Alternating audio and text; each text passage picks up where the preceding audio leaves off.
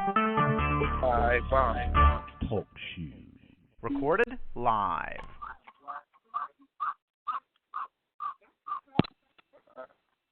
I had to because it was too close to my phone. My hotel. My hotel. My hotel, family. Alright, we on, family. Well, welcome to Feet on the Ground, Sound Scholarship. You know what I mean? We are starting off today, rocking early. I'm gonna get my co-host in here. Got one of my co-hosts on the line. Make sure he's checking in. Got the Lord Hey Rule on the line. Yeah, my hotel, family.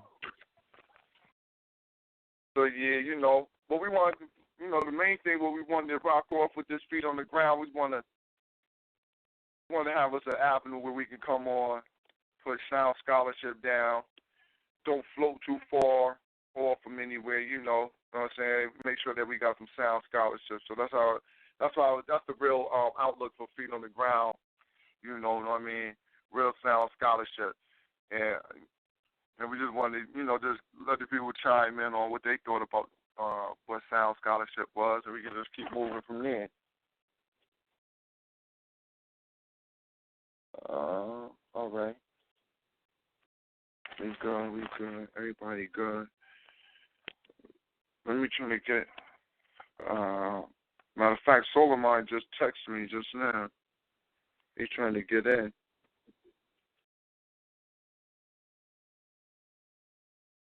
You want me to just call him and add him in, or since you have? Yeah, it might be easy because I don't think his number. Yeah, Solar Mind be hard to get in. I'm gonna text it to him, but somehow from out there in Philly, he don't be able to get in to talk to. I'm gonna call him right now. All right, good.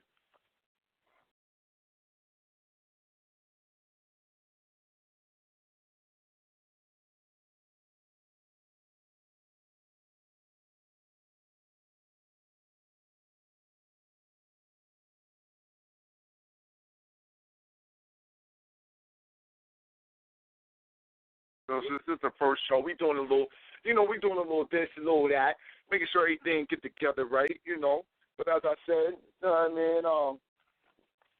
we got a couple things going. We got Connecticut on the line, off the line. Let's see. Connecticut is on the call. Connecticut, can you hear me? Please. Oh, all right. All right. Just make sure we got the lines rocking. Like I said, we're gonna make sure that we stay with the sound scholarship. You know what I mean? Meaning credible sources, things that could be referenced and referred to. If you come in with information, we don't mind for you to discuss whatever you want to discuss. We don't mind open thoughts. We don't mind an open mind. But when they come down to what they call the brass tacks of the thing, we need some sound on the ground type of thoughts. And we need to make sure that we always are giving people the most credible information that you can get. So that's how we got that going right now. Oh, hold up. I got you. I got the new number.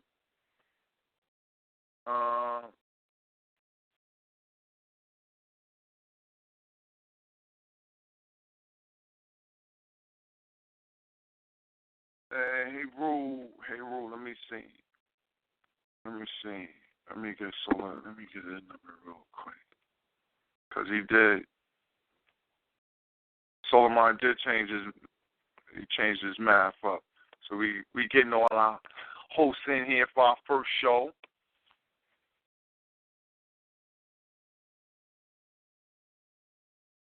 Yeah, we getting all our hosts in, getting our ducks in line, you know what I mean? Straighten everything out. we're gonna have some lively topics. We're gonna be discussing almost any and everything that that's up under the sun that pertains to the black family, in the diaspora, and also on the land. Economic ways, better ways to get us up out of the funk that we in, dealing over here in the wilderness of North America, and whatever spot that you at. It is what it is. And so we're gonna have to make sure that we do what we need to do.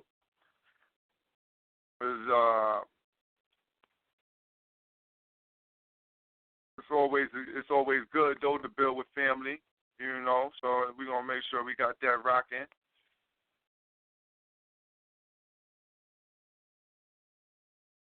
So that's definitely a good thing, So we always stay on that grind right there. Waiting for my co-host to get in. We started up a little late, but better late than never. Like I said, it's our first show back. So since it's the first show back, we just want to run over a couple things. We want to deal with. I definitely want to talk, chop it up about this, about what's going on in the concert community. We got some debates going on that's going to be hitting up December 7th. You know what I mean? We got a couple of debates.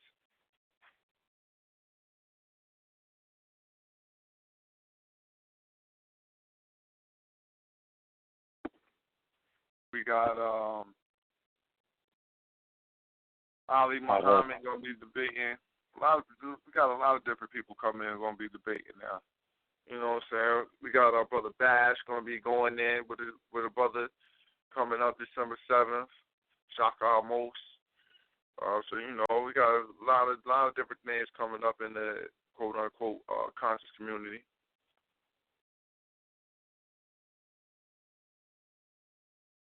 So we'll definitely have those things in tune, but we'll be looking into a lot of different things, such as the murdering of the black people all across this nation. What we can do to protect yourself and prepare yourself for any situation that's going on, because we're gonna have to do some protective measures, and we're gonna have to start participating in a unified type of call to arms. You know what I mean? Because it seems like we are at the we're just at the, we at a point where we always up under the barrel of the gun, dealing inside the society, whether it be from those who we can, say that, oh, that's an enemy, or from people who looking onto our own selves who we might not look at as enemies, but really are. And a lot of times we look at ourselves as an enemy more than we look at a real enemy. So, that's really something that we want to make sure that we get into.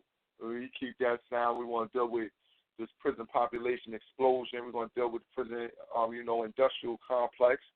We want to make sure that we're touching on politics and what should we be doing as the African community here in the wilderness of North America with our politics. How should we politically strategize? How we can deal with some type of takeovers in political offices? Should we be taking over political offices?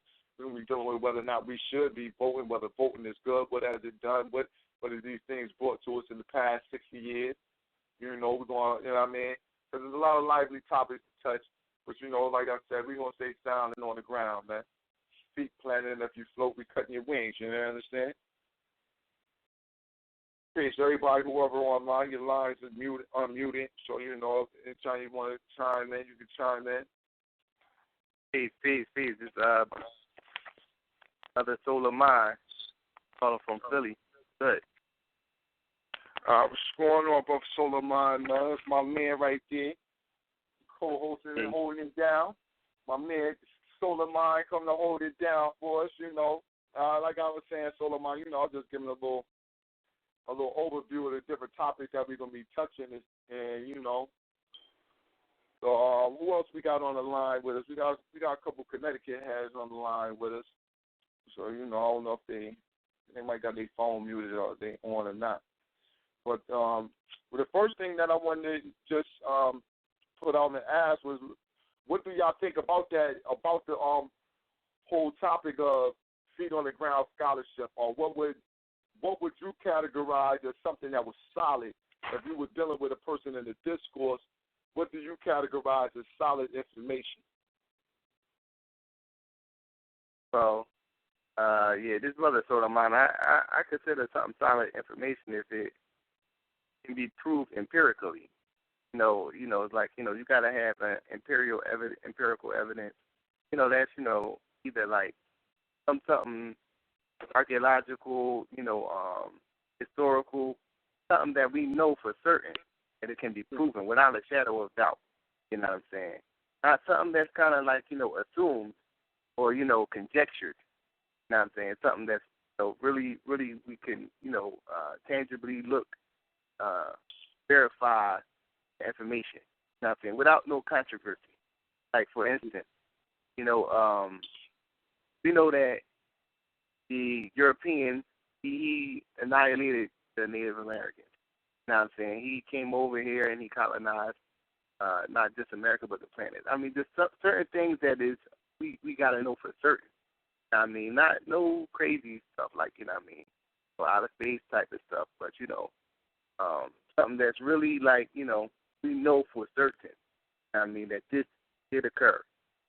So I see that feet on the ground, but it was good that you was bringing up when you was going over those topics, stuff about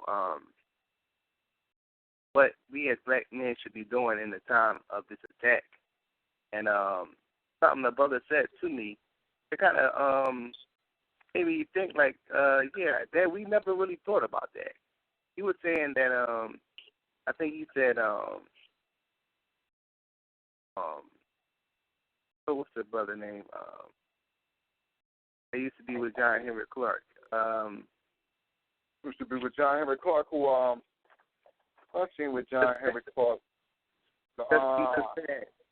He just passed. Hold on. Mackey? Is that Professor Mackey? No. What's his name?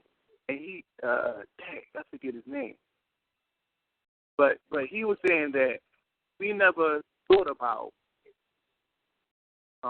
like alternative ways of killing a white man. And I was like, you know what? I mean, I was like, you know what? Nobody never really thought about that. I mean, and I think what he was suggesting was that it don't necessarily have to be like a military. Mm-hmm. But even if we're not going to go through with it, we never really thought about that. I think that was his point. You know what I'm saying? Because we kind of been trained not to think about that. I think that was his point. You know what I'm saying? We never really, and on the flip side, he thinks about that 24/7. He's killing you through his food. He's killing you through economics. He's killing you through dismantling your family. He's killing you through the prison population. He's killing you through the shit that he put in the water. You know what I'm saying? So it's like he thinks of that type of stuff, but we don't really think about that. You know what I'm saying? So I think that in a time like this, and in the dire situation that we is in, certain things like that should be contemplated. Yeah, sure indeed. You're definitely right. That's a very, very good point. Very good point. You know what I mean? Brother Hebrew, you want to add on? Pretty much what the brother said was right on, man. And any information that you could bring to the table that, at the end of the day, the people can walk away and go look it up for themselves, through whatever resource that they have at their disposal and find truth in it and gain some knowledge and wisdom, that's right on. That's all good for the people, as long as they benefit from it and they can find solid truth in it. So, both of y'all 100% accurate on that. To touch on what Solomon was saying about, thinking of alternative ways, that's definitely something that they taught us against, because when you come up with when you deal with confrontation with them, it's normally you only think there's only two type of ways that you can deal with them. Either you got to be totally passive and lay down, or it has to be, some type of war right then and there where it's the physical. Let me pull out a gun and kill him. Let me get a knife and cut his head off, because that's the thing that we think of. That's where our mentality has been trained into those are the only types of war to think of. And 9 times out of 10, when we do think in those contexts of war, when you're dealing with physical war up against this Caucasian, it's seen as something that's so far-fetched because of what's looked at as his superior military advantage that he has on us being here. You know, his purported superior weaponry.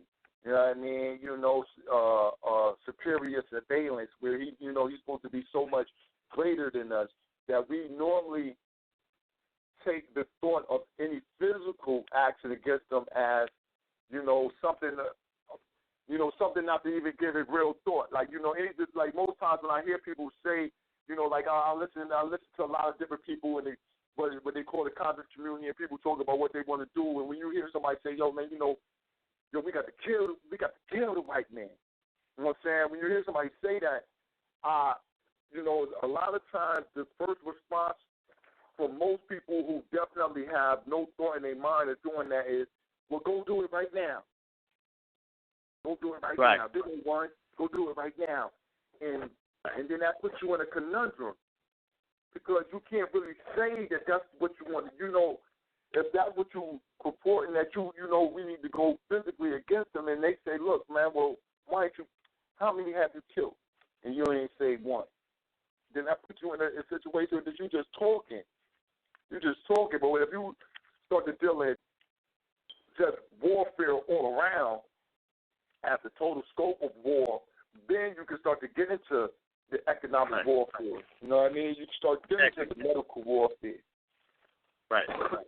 Yeah, because even we could take for example, the most militaristic stance I would say would be the Black Panthers. But they initially they wanted to stop police violence. They wanted to kind of stop the encroachment of police brutality. You know what I'm saying? So they made a militant stance. You know what I'm saying? But it wasn't necessarily talking about killing the white man. Now, like you said, you got different fronts of war. In the Civil War, they used the war of attrition.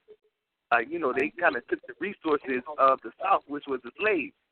They said, well, if you don't do this by a certain time, then your niggas is free. And it was the niggas that was digging the ditches and doing all the little shit for them to sustain the army. So got different war fronts, you know what I'm saying? And I always say that, the economic war, when we talk about, let's build a business, and we got that's a declaration of war. You know what I'm saying? Because you taking from somebody else. You already got foreigners in your community. They eating. This is how they eat. So if you're talking about establishing an economic base, you know what I'm saying? You're talking about taking from somebody else. That's a declaration of war. We got to have all that stuff in mind. You know what I'm saying? What you going to do? Can I ask a question? Did we ever think about, this is Angela from Norwalk, Connecticut. I'm Soldier. Hey, sister. Hey, how are you? We great, sister. I'm glad for you tuning in. We happy how you tuning in. Go ahead with your question, Frank. But I want to ask, if we know we're being oppressed, we know that they're setting us up in every kind of which way we turn, food, schools, jail, and hitting us hard. They're Jim Crowing our communities.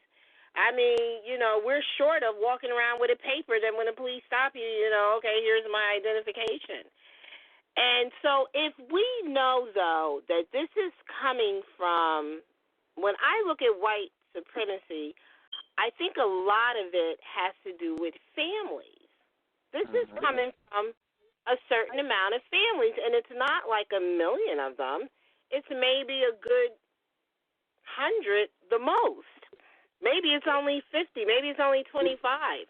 But if we were going to attack and to get the monkey off our back, wouldn't that seem like you would attack those families?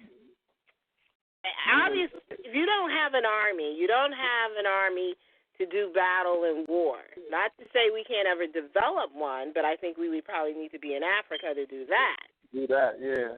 But there is more than one way to skin a cat, and I mean. You know, you saying that, Queen.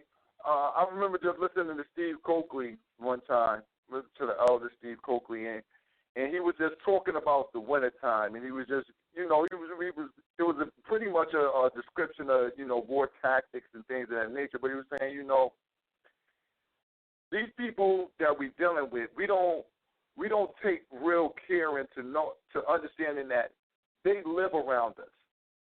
They have an address. The governors, they have an address.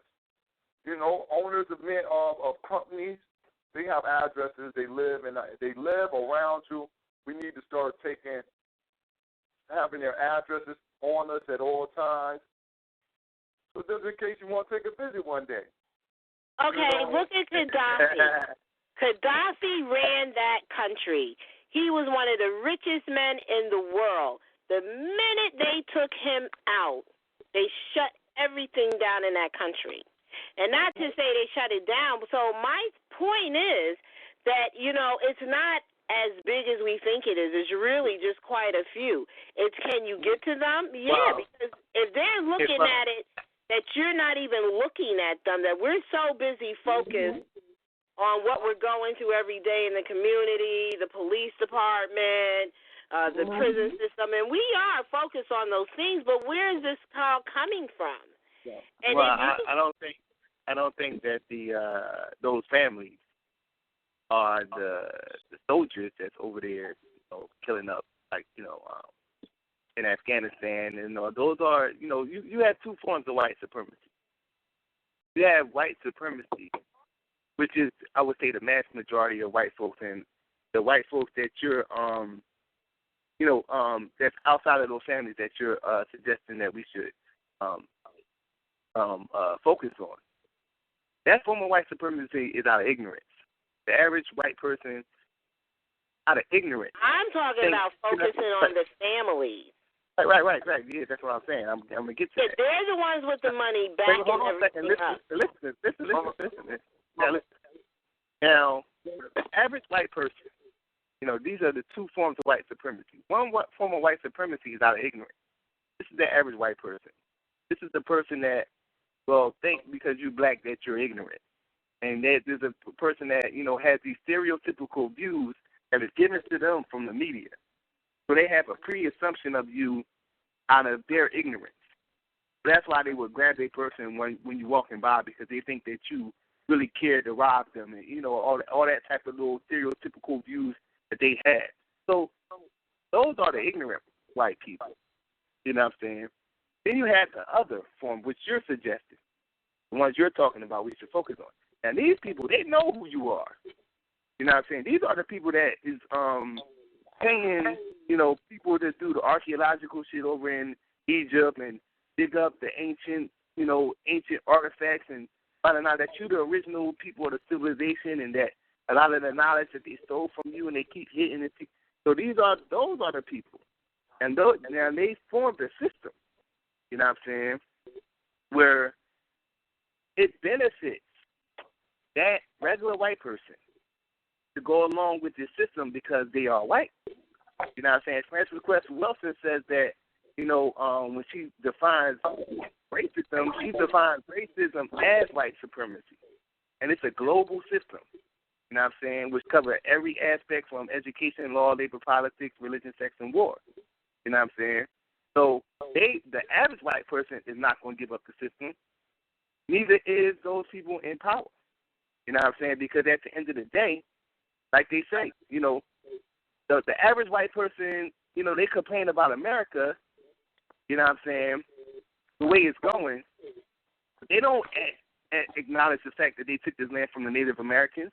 And they don't say that, you know what I'm saying, that we need to, you know, give the land back, all the things that they did, you know what I'm saying, when they colonized the whole world. They don't adhere. When you get into that aspect of it, they get aloof for some reason. But and you can see that this not only hold on a second, this not only to prove that when you ask a person, you know, it's white people that would acknowledge and say that, well, you know, what we did was wrong. But then when you say that, Well, based off the fact that all that you did, are you fit to rule? They will never admit that they're not fit to rule. And this is why, you know what I'm saying, this is all white people. I have yet to hear a white person that said they are unfit to rule. Because they would never admit to that, because that would be the end of white supremacy. You know what I'm saying? So, you know, to get to those families, you would have to start with the average person. Because they are all for white supremacy. Even the white lady that's down the street fixing cookies for the black football players, she supports the troops that's over in Iraq. You know what I'm saying? So, you know. Well, I kind of disagree because I think that the reason, if the same way anybody famous here who's militant, whatever, can be assassinated, whatever, President John F.K. was assassinated, they've never assassinated the Queen or any of them, but you cannot sit here and tell me that if their whole family, the way you go when you take the Shah out and Saddam Hussein and the Gaddafi, that if their whole family was taken out, and even if you couldn't get to all their family, that castle was blown up, that changes the whole ball game. If the Vatican was blown up, it changes the whole ball game. So it does, and it does bring about, now it brings about a fear where they have been living comfortable, untouchable. They've been living like we are the untouchables, you know. Yes, we're behind the scenes of all the crimes against humanity, but we're untouchable. You can't tell me that if their shit was blown up, something was happening, it would change the whole dynamic. Let's entertain that thought that you just said. Okay, we blow up the Vatican, we blow up the Bank of England, we blow up, these elite families. We blow all of them up. Now, you think that those average whites is just going to give black people power? I didn't say they were going to give black people power. What I'm saying is that it changes. Hold on. What you think is going to happen? Okay, we blow up all the elite people. What you think with the rest of the white people on the planet? What you think is going to happen with them? All right. All I'm telling you is that it will level out the playing field a little for us. The same way, let me tell you something. When 9/11 happened here, it wasn't a black man who did it. It was an Arab who did it. And from that point on to 9/11, I don't care what nobody says, the devastation is still happening today. The economy is shook. I worked at Louis Dreyfus' office at the time. This is a company that I believe was in the slave trade business because they own barges around the world. They sell nothing but commodities. 9/11 shut down worldwide a bunch of their offices. So you can't tell me that the trickle-down effect, it is going to have an effect. And once you have the elitists out, your family's dead. If they ain't dead, they running scared. They scared to even show their face because you took by even taking a step like that, it's taking their power away. So it doesn't matter that the rest of us white people, but you know what it does? Like you said, those simple-ass white people, the everyday Joe who's just ignorant, racist ass because he can and because he's living off the backsides of the elitists, it puts the whole ball game in a different ballpark. All in a different ballpark. Because now, I would have said that it's a different ballpark, but I think that you're still going to have to deal with a confrontation. It's going to be a confrontation. You're not just going to bend over. It doesn't matter. We have a confrontation now. Can I get in real quick? I think that I understand where the sister coming from. I understand where both of y'all are coming from because I'm listening to both sides, and I see what the sister said with the trickle down effect. That's what I was saying about in the wintertime. It's easier to go out and do things. Like, what Steve Kogi was saying is that, you can hit a couple of the top heads, and when you hit the heads, you're going to have to take the body down. But when you hit them heads, it's going to make the body weak. It's going to be ready to go down if you knock the heads around a little bit. So if you get to Exactly. touch a couple here and there, what it do is it put a pause on where their mind stayed at, because people, even though we look at them, they are individualistic. They still have the collective thought of white supremacy. So any chink in white supremacy is a chink in their total psyche. So so if you hit a couple of top heads, it'll psychologically, I understand what the Queen saying, it'll psychologically damage them. And then what the brother is saying, then we will be able, then the silly ones who just racist because it is what it is. That's just the cycle of what we brought in. Right. It'd be easier to go ahead and run them up into the camps like what they thinking about doing us. It'd be easier to gather them around because they're going to be discombobulated, sort of. As in a psyche, it'll be discombobulated on what are we supposed to do, because we never thought that we could be hurt. And they've never been challenged like that. All the assassinations in the world, when has it happened to the Vatican? When has it happened to them? So it has never happened. I'm not going to say never, but it's never happened. So therefore, they act like we're untouchable. We're imperialists. Yeah, they're not untouchable. They go to meetings. They do everything everybody else do. So my whole point is, but if you're so scared to even deal with the police department, then you're not even thinking to deal straight up with the heads. And if you deal with the heads, it changes the whole game. And trust me, we may not still have the power, but it definitely changes it in our favor. Definitely changes it in our favor. And that's something we have to look at, because we don't have an army. We ain't got no freaking army. What do we have? I mean, I hope one day we can pull and unite enough together to get one and to have one, but we got to be this guerrilla warfare time. Ain't nobody fight fair. What? You got the same way Nat Turner went in them houses, slaughtered everybody, because we know who you are. We know who you are. To the people who you're help supplying and keeping their bellies full and keeping them fat while you have us in prison, ain't no telling what kind of drugs and what tests and experiments you doing to all the brothers and sisters in jail. We know who you are, but nobody comes against them. And it's just ridiculous and stupid, because we can go back in history, look up your names, the Rothschilds, the Guggenheims. There's a whole bunch of you. And you're easily found. And so for a tactic, if you're going to think of doing anything and put a monkey hole throw something in the game, that's where we would have to start, because where else is it going to mean something? You know how bad I definitely, I think that. I thought you was more so coming from a different perspective, in the sense that you were saying that, it's not the average white person that's the problem.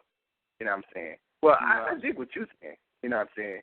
It's like, you deal with the head and then deal with the rest of them. You know what I'm saying? So I'm cool with that. Every time they went to our heads, it dismantled the whole thing. Even Gaddafi, as much money as his family had, if we went to their heads, it ain't going to be no different. Whatever family you got left, he running scared. I wish you would show your face. After we done took everybody out, your whole cute little pals all up in flames. What? Where you going? What you going to do? What you going to do? What you really going to do? Even your army ain't going to know what to do. They're going to be dismantled. As much as money as this man had and as powerful as he was, the minute they blew up his home, his castles and stuff, he was assed out. And so I'm saying, they're really not no different than anybody else. It's just like a coup going in Africa taking over a government. But nobody has thought to do it to them to hit that. I mean, yes, it's a heavy task. I just dropped a link inside the chat room. I just dropped a link for, I'm going to drop a couple links, but this first one is for all the 2012 elected officials. Then I'm going to put in all the top businessmen in the United States. These are people, those, when you think about the heads are the top officials, elected officials in the Senate and in the House of Representatives, and also all the businessmen. Them is the heads. Whoever at the top of the business chain, and that means we talking about the Koch brothers, and as the Queen was saying, the Rockefellers, DuPonts, all these, the families that were already established. But then we're thinking about the new money, Bill Gates also. He's one of these people who was for, Planned Parenthood, somebody who's trying to kill the people in the neighborhood. So these are the type of people that we're talking about. Those are names that you should have, and just in your pocket. You should just have their names in your pocket, just in case. Just in case. You might not never know when those names come. Might come in hand, knowing who is who. Wow. But add on, we got. I'd like to welcome West North Carolina on. Whoever from North Carolina, I'd like to welcome you. But anybody else want to add on? Go ahead, you can add on. I'm going to add on real quick, man. I'm going to add on and say that when we look at these royal families and these top heads, we have to attack their resources. It's not so much their money. You have to look at, where are their finances coming in from and attack that. Stop making these people rich. Attack their businesses, shut them down. Stop giving them what they want. We got too many people in our own community that's just sitting back making these people richer and richer, and it's not even so far the dollar that's making them rich. They got multiple assets or resources that they just sitting back on. So if the cracker can go sit in his vault and count all this gold and all this platinum, all this diamonds, all this jewels, and look at us and say, well, damn, we just sitting back killing each other over a legal tender that ain't shit but debt, he laughing at us. So if you're going to go and you're going to attack these people, attack them right. Attack them from every angle, or not their head. So if we can knock off, most important crackers, it's not what cracker you kill. It's the most valuable player on the field that you got to take down and kill. So, the Queen is right. Brother Solomon is right. Brother Bourne is also touching on some good shit too. But we have to be able to come to a point mentally to where we can even build an army like that. We too busy fighting amongst each other and starting shit amongst ourselves to even be able to function as a whole unit and go and attack these crackers like that. Well, it don't take a whole bunch of people to take out some family. It do not take a whole bunch of people. The brother got a point because if for example, if I can get some boys, and do something like I can kill one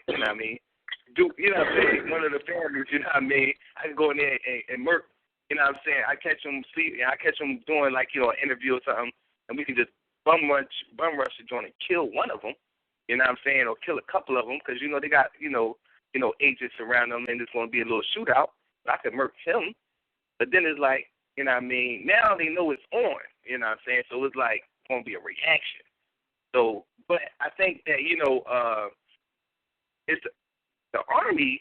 We got an army. It's just that we just fighting each other. We got the Bloods, the Crips. Hey, that's the army. If you got black on black violence, we kill each other more than anybody else in the country. That means that we willing to kill. For what we believe in. We just believe in ignorant shit right now. Right. The cracker got us fucked up mentally. Yeah, so I think the got a good point. The cracker's greatest weapon against us right now is confusion. The more that he can lead us into confusion, then he can program us to do the most dumbest shit and think anything and stay at odds with each other as long as we ain't fucking with him. You see, if we weren't a threat to the cracker and if we weren't in existence, the cracker would be killing each other. Cracker got a white man's disease. He got a lust for power. He can't drop that. But in a way, the cracker need us. Because if we ain't around, he going to take out himself. We're the only thing here that's stopping him from eliminating himself. That's real shit. Yeah. That was a good statement right there. We got to realize that and understand that.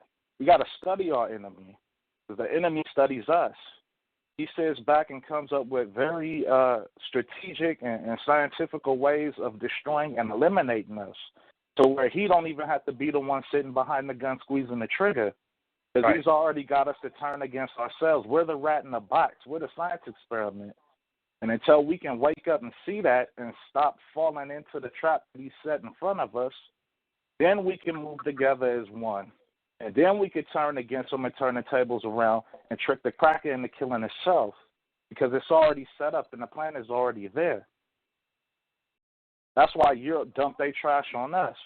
Because if Europe didn't dump their trash here, they still be over there trying to kill each other off the face of the earth. Right. You know what? Everybody making some good points, and I think that what we have to do, we got to have an all front. We got to be on all fronts. This ain't even one front. We got to be in on all fronts. You know, we can't have everybody focusing on everything. We're going to have to focus on everything right now. It's got to be an all-out, all-sport. But what you're saying now, I got an interesting book. I go to Barnes & Noble, and every once in a while, Barnes & Noble, you know, they got a little section in there. And I tell people, you know, go there. They got a little section in there that's like the discount section. And you browse that.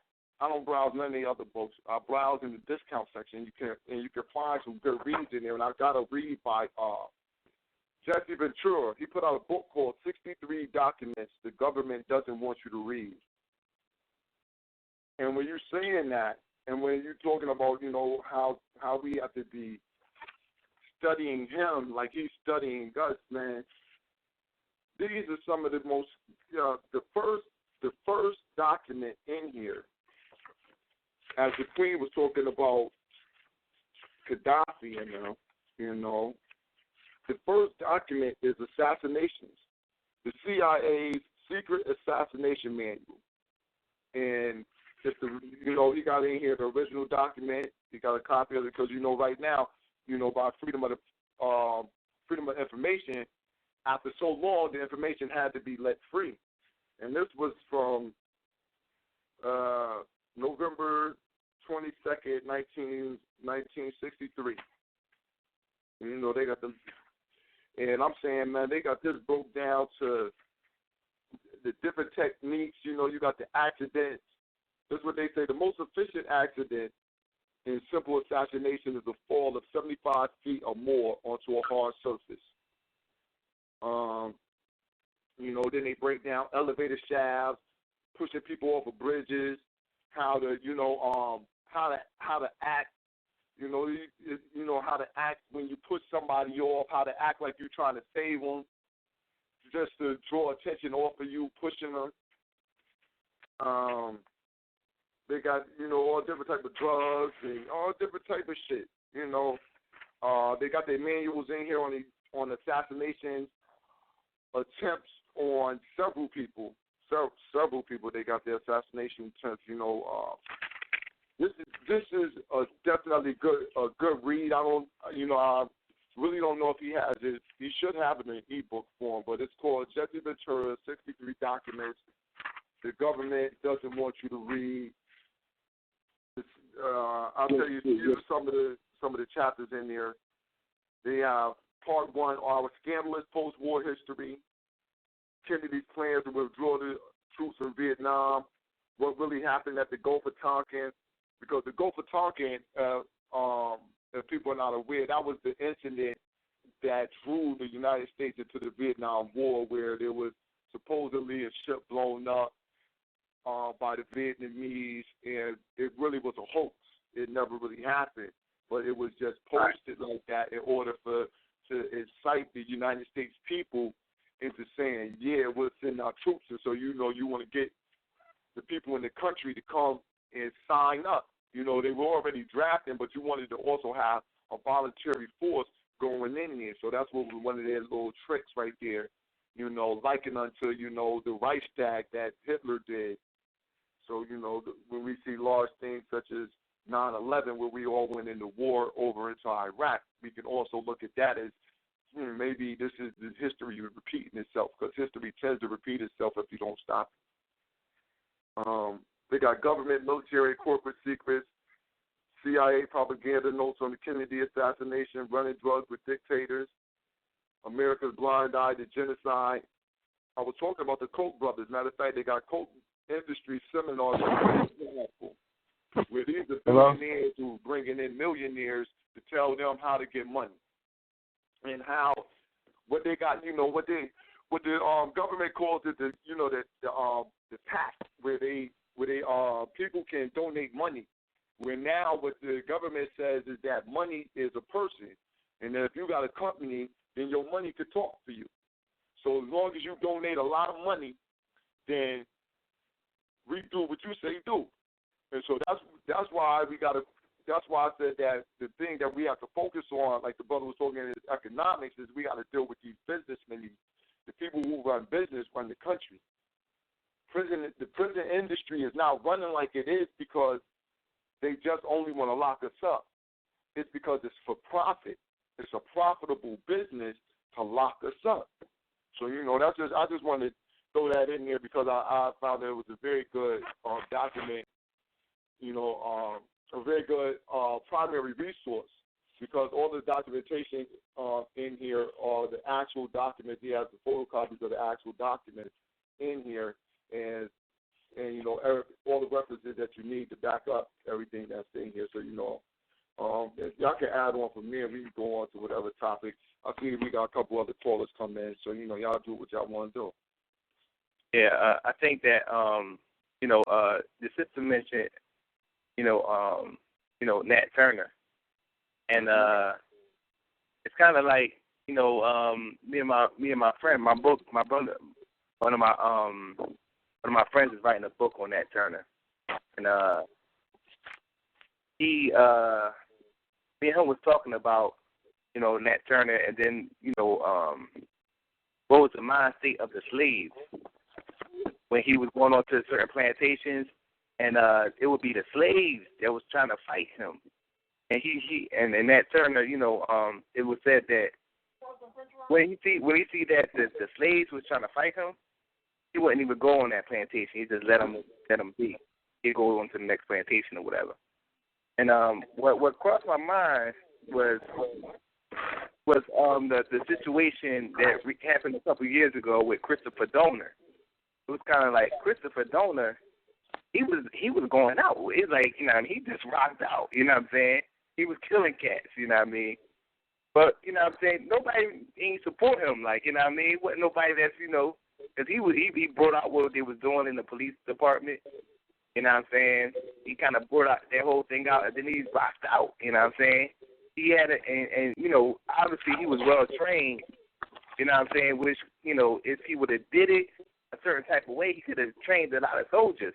But he kind of did the solo act. But I was just thinking, like, you know what I mean? Nobody ain't rock out with Christopher Donner. You know what I'm saying? It was just like a wild solo. That doesn't mean he couldn't have had no people rocking out if people knew what he was going to do ahead of time. There's a lot of people that feel the same anger and everything that he does. But my whole point is, if we want to me, we have to take what we want. Begging and asking it and socially and trying to spend our money here, I don't even see that happening, because if I own everything you need to survive, guess what? Your money is still coming to me one way or another. So my thing is if somebody is oppressing you, you have to fight back. So all this, everybody's so scared and so shook, I understand it. But we couldn't even have come where we did as far as we are today unless we was ready to die. Unless we were prepared to die and just said, well, fuck it, they gonna kill us anyway, locking us up. What kind of life is that? So unless we're ready to say all that, then you can begin to make serious plans. And ain't nobody stupid. If you're going to start taking out families and doing something, you ain't taking out one. And this shit got to be simultaneously around the damn world. Then you send a message. And then everybody should. Like that, that goes back to what the brother said. We got to be cohesive in order to get that done. But like, the other thing is, you know what? I'm going to tell you. I want to say something. You know what the sister's saying something, right? That, I've seen this go on. This was for the last, maybe the last 2-3 years. Easy. All across the world, something is set off in one place, and those people ain't connected to no people nowhere else. And next thing you know, that shit, the same shit popping off over there.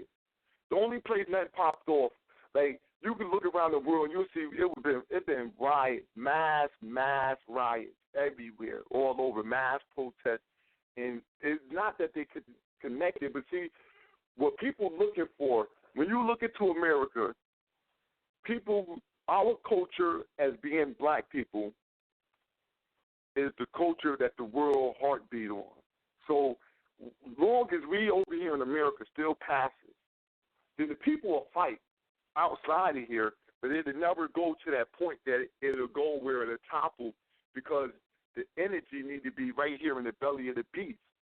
And in the belly, the people who in it we're not really kicking. We're not kicking and fighting. We're not kicking and fighting at all. And so what we have to do is we're going to have to take on, it's going to be like a 6-7 step front that we got, because it's in education. You know what I mean? It's going to be in direct contact with them. It's going to be economically. It's going to be agriculturally. It's going to be in several areas that we're going to have to make sure that we all fighting on at one time, because if not, it's not going to work. Because as you take over, you're going to have to be taking over and controlling what's going on. And we're going to have to be making sure that we steadily going on all them fronts. I'm not saying that we should wait until, I'm not putting no weight on no time. I'm saying that, tomorrow I think that it could be done, because I've met enough people here in my time in America that I know I've met enough intelligent black men and women that I know it's plenty of them. There's plenty more. It's plenty more. That if it's going down, it's going down, that we have something that could take over and start running things. So, we just got to get that spark. I'd like to welcome the other guests.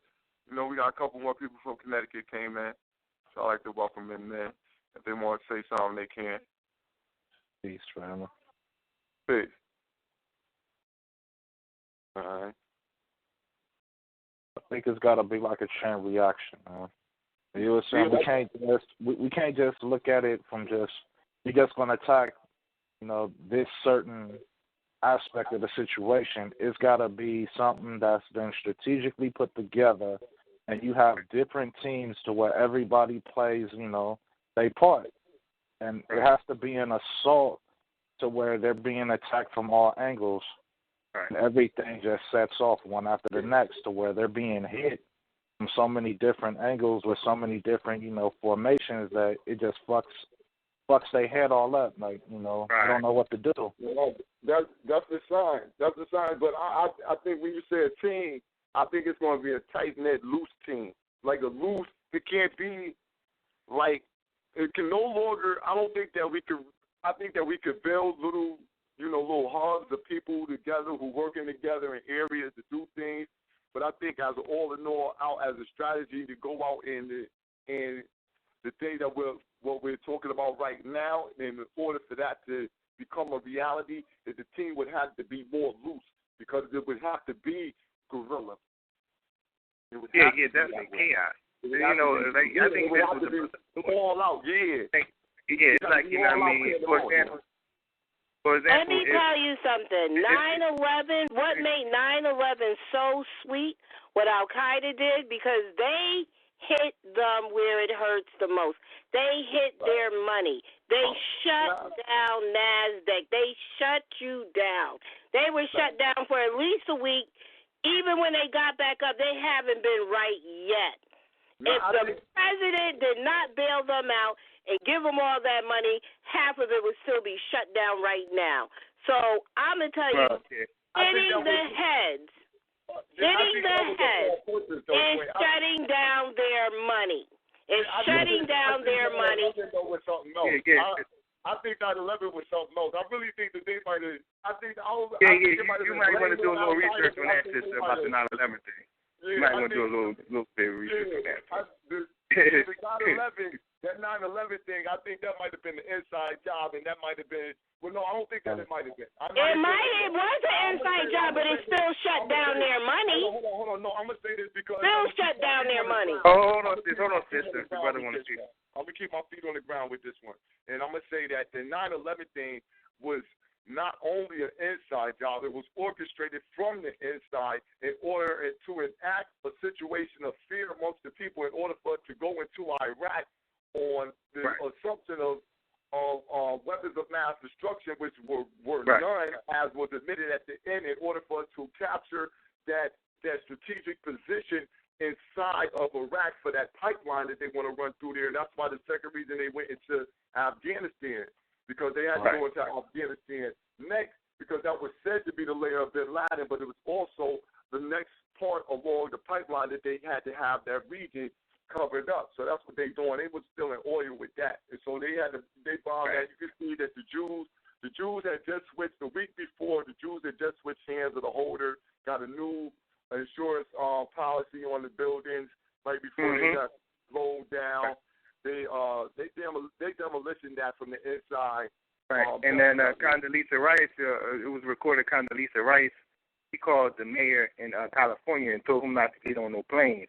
No planes. And, then you've seen the share stock options from, months before 9/11, from that last year before 9/11, that more and more the elitists began to know. And so they begin to put share stocks into the insurance company through, Wall Street or whatever. So they already knew what was going to happen, and that thing was orchestrated. You know what I'm saying? That was orchestrated. But wasn't it orchestrated by the Bush family? Yeah, it was. My whole point is. Which goes back to what you were saying, though, sis. I mean, you're not. But can I say something? My whole point is the Bush made a whole bunch of money off the war, and so did the other companies that he had making weapons and all this other stuff made money. But that doesn't negate the fact that they hit the World Trade Center that hosted all of NASDAQ, a whole bunch of traders, a whole bunch of companies that trade all over the world. So even though the people that set it up made a whole bunch of money, it still shut down mad corporations that had money and lost a lot of money. So it still hit them in their pockets. That's what it was orchestrated to do, though. Yeah. I mean, you talking about. You got to realize that was the plan from day one. Right. You look at this so-called superpower that you call the New World Order. There's nothing new about it. It's been here. It's been here since their origin. It's the same system that we've been fighting against and being annihilated by since day one, since the cracker first realized that he wanted to wipe us off the face of the earth. Exactly. It's the same people. But when you say that it was Al-Qaeda, we know that Al-Qaeda was formed by our own so-called U.S. military.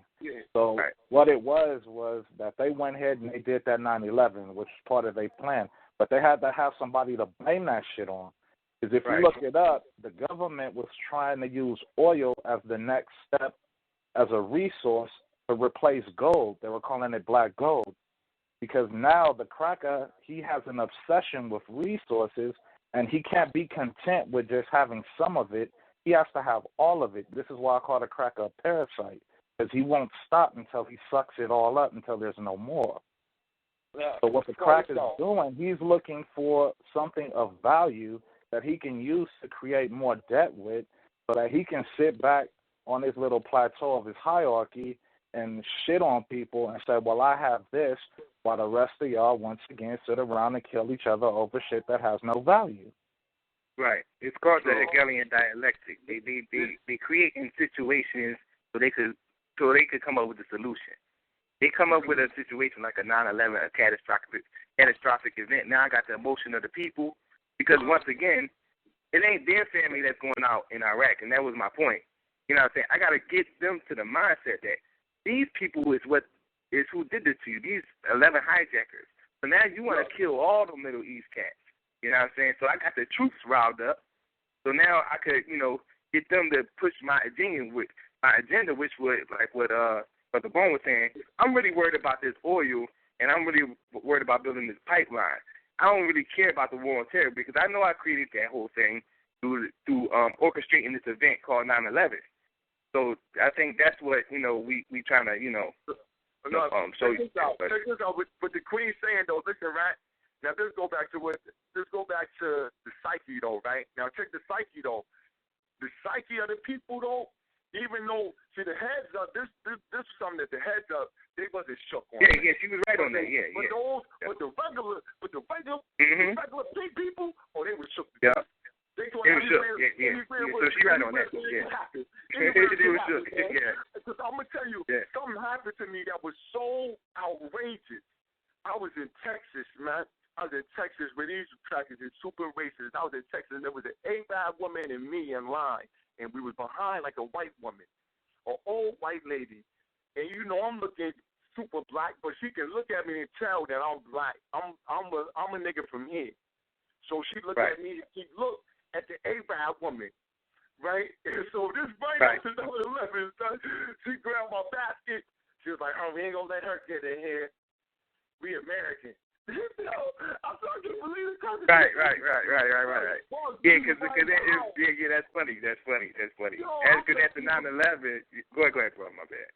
Right. But after 9/11, right when it happened, it had them shook up, and they were so scared they didn't know who to trust, but they felt like they could trust a nigga from America because they felt like the American, but you could see the fear in them, you could smell it.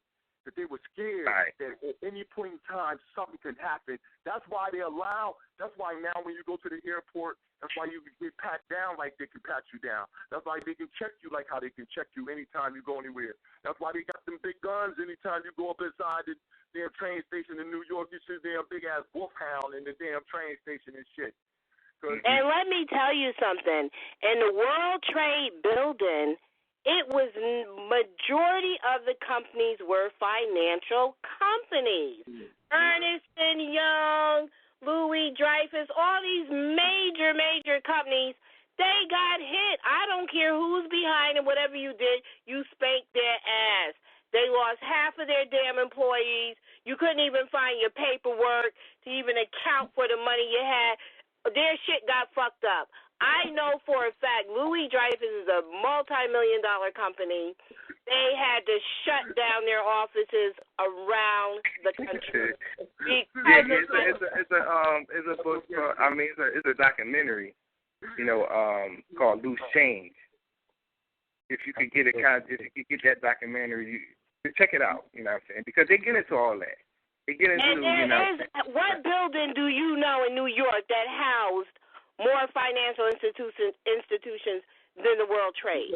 None. Thank you. Yeah, that's why it doesn't matter who was behind it and what happened. They spanked their ass. We got 3,000 you at one time, and we got you shook now.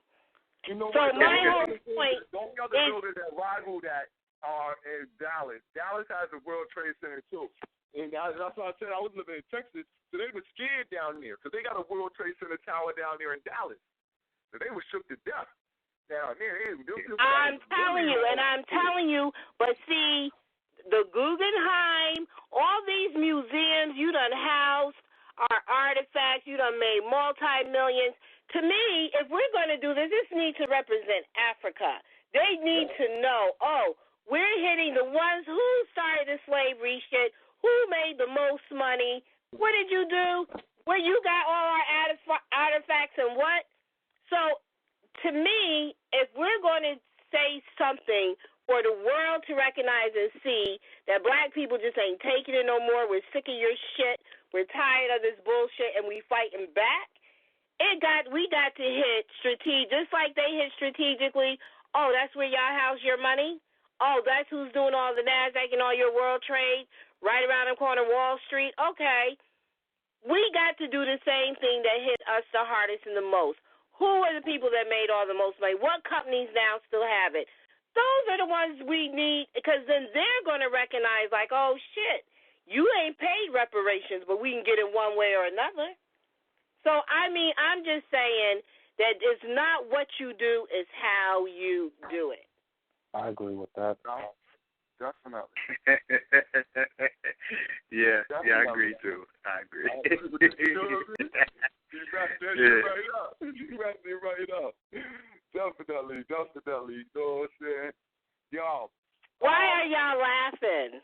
No, because it was so real that I couldn't do nothing but just like, that's it's not that it's funny. It's not that what you said was funny, Queen. Oh. It was just that, just listening to you saying it was just like, damn, it's a reality. You know what I mean? You either gonna laugh or cry. You can laugh or cry. You know and you know what? I bet if we could bring back Malcolm, if we could bring back Trayvon, all these are fallen soldiers that took bullets for nothing. And we don't know who's next. They just buried a boy today. The police shot 60 shots in his car, him and his girlfriend. The girl's in the hospital, shot in the face. They buried the boy today, 23 years old. I think they shot in the car 60 times. He caught about 28 of the bullets. Buried him today in Norwalk, Connecticut. So my point, if we could go to all our fallen soldiers who are dying over bullshit, all this shit they got our niggas doing in jail, turn them gay, drugging them. I know niggas that went to jail, was one way, come out, you don't even know who the fuck this is. You're like, well, what happened? And this ain't something that it's just, I went to jail, I had a hard time, and so now I'm scared. No, this person's psyche ain't even the same. It's not even the same individual that left, so I know they're drugging them. They're doing shit to niggas in jail. Ain't no telling. And my whole thing is that we know how they're attacking us. If we could call back any of these brothers, if I got to go and sit in fucking jail for 10, 20 years for shit I didn't even do, or I got to catch a bullet because the police saw my earring and thought it was a fucking gun, then, well, I might as well go out for fucking a reason. Because if you could bring back anybody who died for fucking nothing and ask them, well, now that we know that was going to happen to you and this shit still continues, can we at least come up and get a good cause to fight for our people? And even if we die in the process, at least our youth, our seeds know to fucking fight. Don't just sit back and take it. We at least are leaving something. That goes back to what the brother was saying. That goes back to what the brother was saying, that the culture got to change. You know what I'm saying? We gotta, the people got to be conscious. Because you go right there on the corner to the soldiers, they will shoot somebody. And I just was like, yo, the white man's blah blah blah. They don't know what you're talking about. You know what I'm saying? It's like a loop. It is. My bad, Sola. Go ahead. Yeah. So it's like, that goes back to what Brother Heru was saying. It's like, that's kind of waking the people up so they could be conscious that they are being attacked. A lot of us don't even know. They don't know what you're talking about. I just go on the college campus, and I do the same thing. Like, they don't know what you're talking about. White supremacy? Nah. They don't know what you're talking about. So it's like, they do know. When I'm out in the field and I'm out in the trenches every day, I fight the Board of Ed. When I go and talk to these young brothers, and it's so sad, it hurts me so bad, because the things they say to me, they have no heart because we ain't gave them none.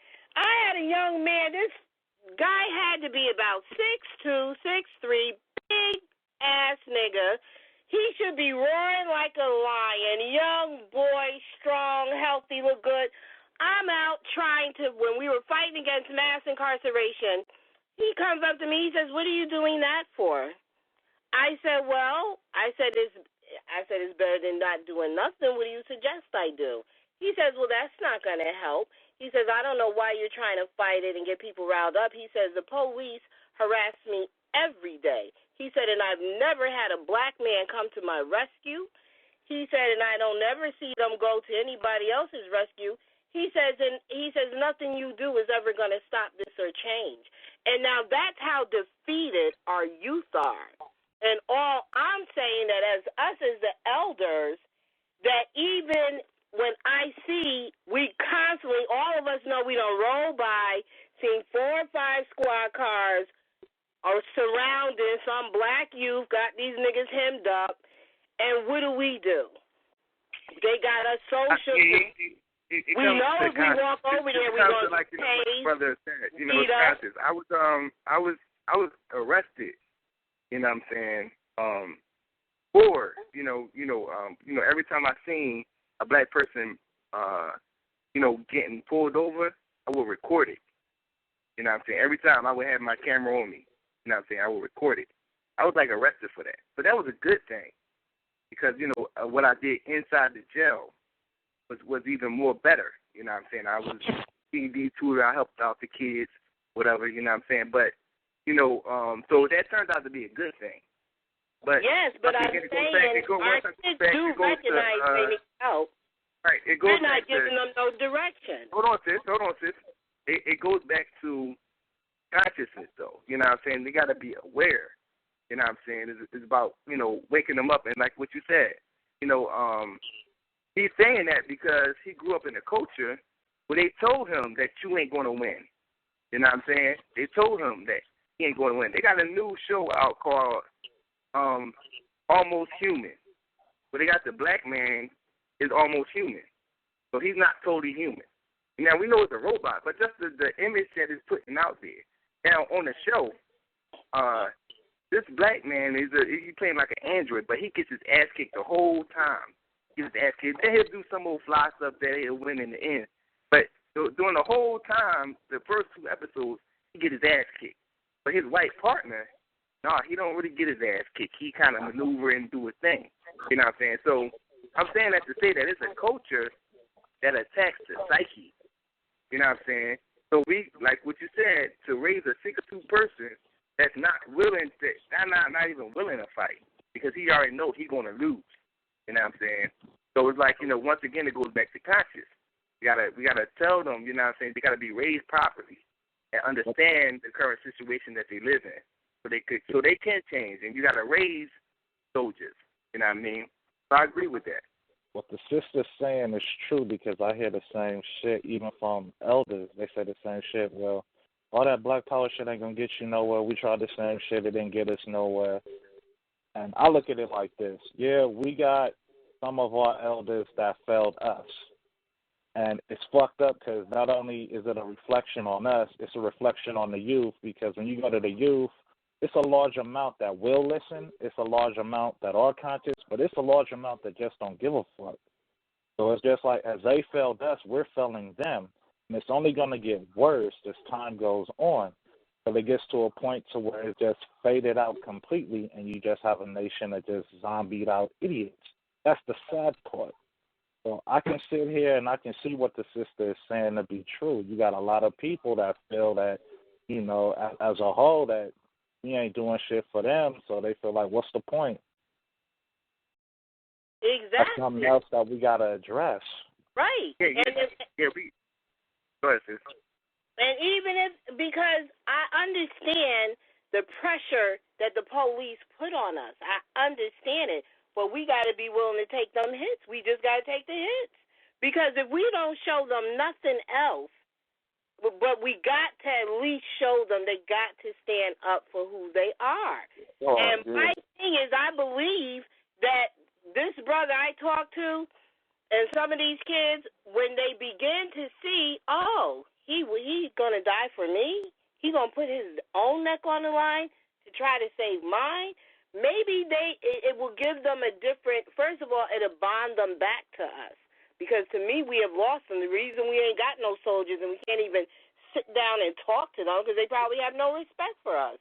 If you see me out here struggling every day, the police up in my ass, and ain't nobody coming to my rescue, you more scared than me, well, what the hell? How can I live with this? How am I supposed to direct this? What am I supposed to do? So, but if we want to earn their respect and we want them to realize that we can work through this together, we can do this together, we got to change what the fuck we're doing because the way they see it, we leaving them for dead. Yeah. He's doing a lot. I just follow out square, man.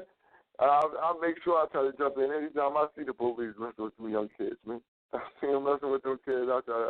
Yeah, but you're one person. Maybe you can do that. But how many of us? It's not happening. That's one of the things that I tell people that, you know, if you don't even walk, like you know what I'm saying? Because I know people don't want to be directly confrontational with the police sometimes. So at the least, you can stop. You stop. You know what I'm saying?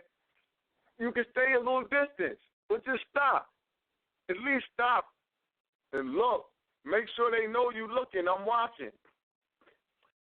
Because that brings some type of calm that maybe they can't just do something to me. Somebody looking.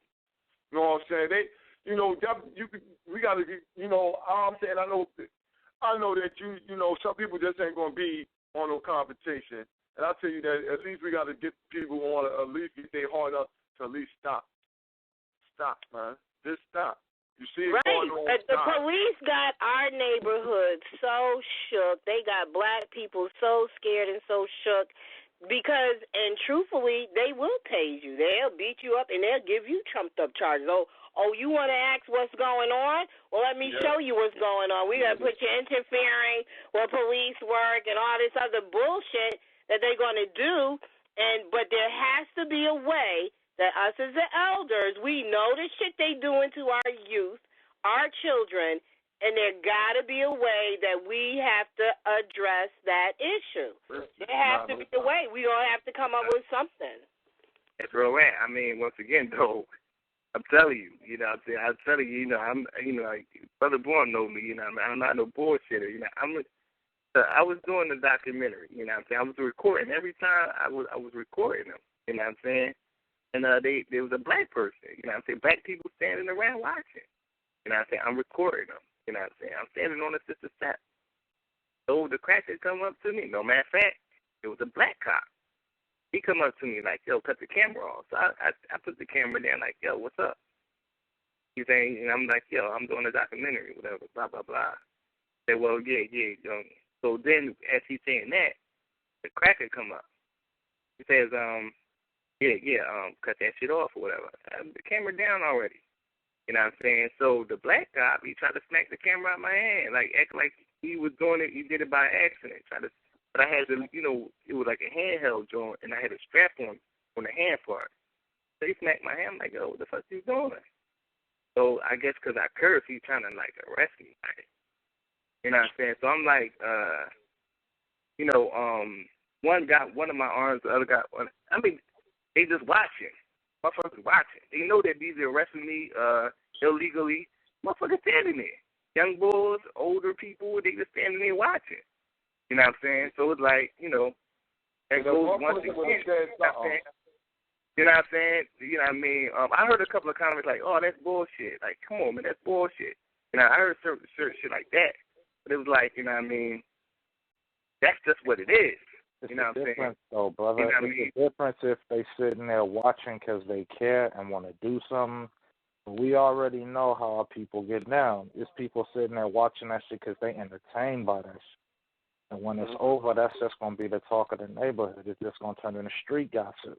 Yeah, that's why it's got to be, like, consciousness behind that shit. Like, you know. But, you know, I heard it. I seen it. But, like, you know, it was like a young boy. He was standing. He was really, like, on some shit because it was like, he was like, yeah, because I was talking a lot of shit. Like, you know what I'm saying? And he was, like, really listening to what I was saying. But I, like, you know what I mean? It wasn't nothing behind it. You know what I'm saying? He threw me in the back of the wagon, whatever. And, you know what I mean? That was what it was. It was what it was. You know what I mean? Whatever. So it was like, it got to be a consciousness behind it, you know what I'm saying? Because motherfuckers would stand there and let you get arrested, you know what I'm saying? It was just watch. And they know that, one, the guy's getting pulled over, you know what I'm saying, for no reason. The person that tried to help him or was recording it, he got, you know, assaulted for no reason. But they just stand, they just watch this shit. You know well, that brings us right back to what we said from the beginning. That's why... If this is how, and they're Jim Crowing us, this is what they're doing, we know it, it ain't going to work, all of us sitting in jail ain't the answer. So what's the answer then? We got to hit them back. You got to make them respect you. They have no respect for the black man, black woman. It's not a disagreement there. What I'm saying is that the people has to be conscious, because if they're not going to, defend that person for holding a camera, you think they're going to defend the person holding a gun? You know what I'm saying? So I think that, it gotta be like a form of, kind of like, what they did in the 60s. You know what I'm saying? It was kind of like a consciousness behind it. It was like a purpose. You know what I'm saying? And I think that all the ideas is good, you know what I'm saying, because it's not just one front. You know what I'm saying? I think that we indirectly did it in the 60s because it was like one group of people was just rioting. They was doing nonviolent protests. And you had other people militant. And another group of people was kind of like the Nation of Islam. They kind of was isolationist. They called it was like chaos. We did it, and we didn't even know we did it. You know what I'm saying? It was kind of chaos. So the government like, dang, okay. Now, if we were to do the same thing like we did in the 60s now, it would be even more crucial because you got rioting, you know what I'm saying, nonviolent rioting, and it's like, these are the people that's working for y'all. So it's shutting down the city. You know what I'm saying? Now the city is shutting down because we're not segregated no more. You know what I'm saying? You got a lot of black people that's working, managers, supervisors. If they protest nonviolently, then you got the militancy, then you got, the isolationists. You know what I'm saying? That would really be, you know what I'm saying, chaos. That would really cause chaos. And, so these are the type of things we got to really think about, you know what I'm saying? Did you hear what happened recently in Chicago, how they shot like 6 or 8 white cops? They shot so many police in Chicago that the police started quitting the damn force. Because they kept saying, we're a target now. They flipped the damn script, and now you're the fucking target. We done took 6. They had so many police funerals that the police force, half of them done quit. So my whole point, again, is the minute you fight back, you stand up for yours and fight back, it's like we're being bullied. We're being bullied every which way. Oh, we're going to bully you. Oh, I don't like the way you walk. Let me stop and arrest you. Oh, you looked over there. You're driving down the street. Let me stop and arrest you. And the minute we say, fuck this, I'm tired, and fight back, it sets off a whole new chain reaction. That's real. But at the same time, the cracker, all this shit that's been going on, all these youths that's been getting killed, the cracker know what he's doing. The cracker gonna kill us every time he get a chance to, or whenever he get a chance to. As long as he can do it, and he gonna get away with it, he gonna kill one of us. Right. And they doing and that shit on purpose. What are we doing? Check it out. They're doing it to get an uprise out of us so that they can go and they can enforce martial law. The cracker has a plan. Everything that the cracker does is strategic. The cracker don't have a conscience, but he's smart enough to sit around and build up military strategy. They want that to happen. This is what they like right now. What they doing what they got going on in Chicago, the Senate right now. But the state senator is drafting some legislation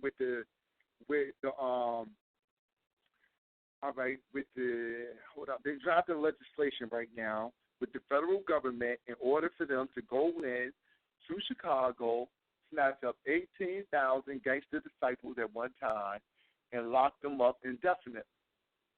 That's the plan that they got for them, or what they got on the table right now. Well, from what I can hear in Chicago, they might come and try to capture all of them and lock them up, but them niggas is shooting back. So it's going to be a whole bunch of dead cops. You know what? They had the same situation in Philadelphia. It was people murking cops. They were shooting cops, you know what I'm saying? So it was like,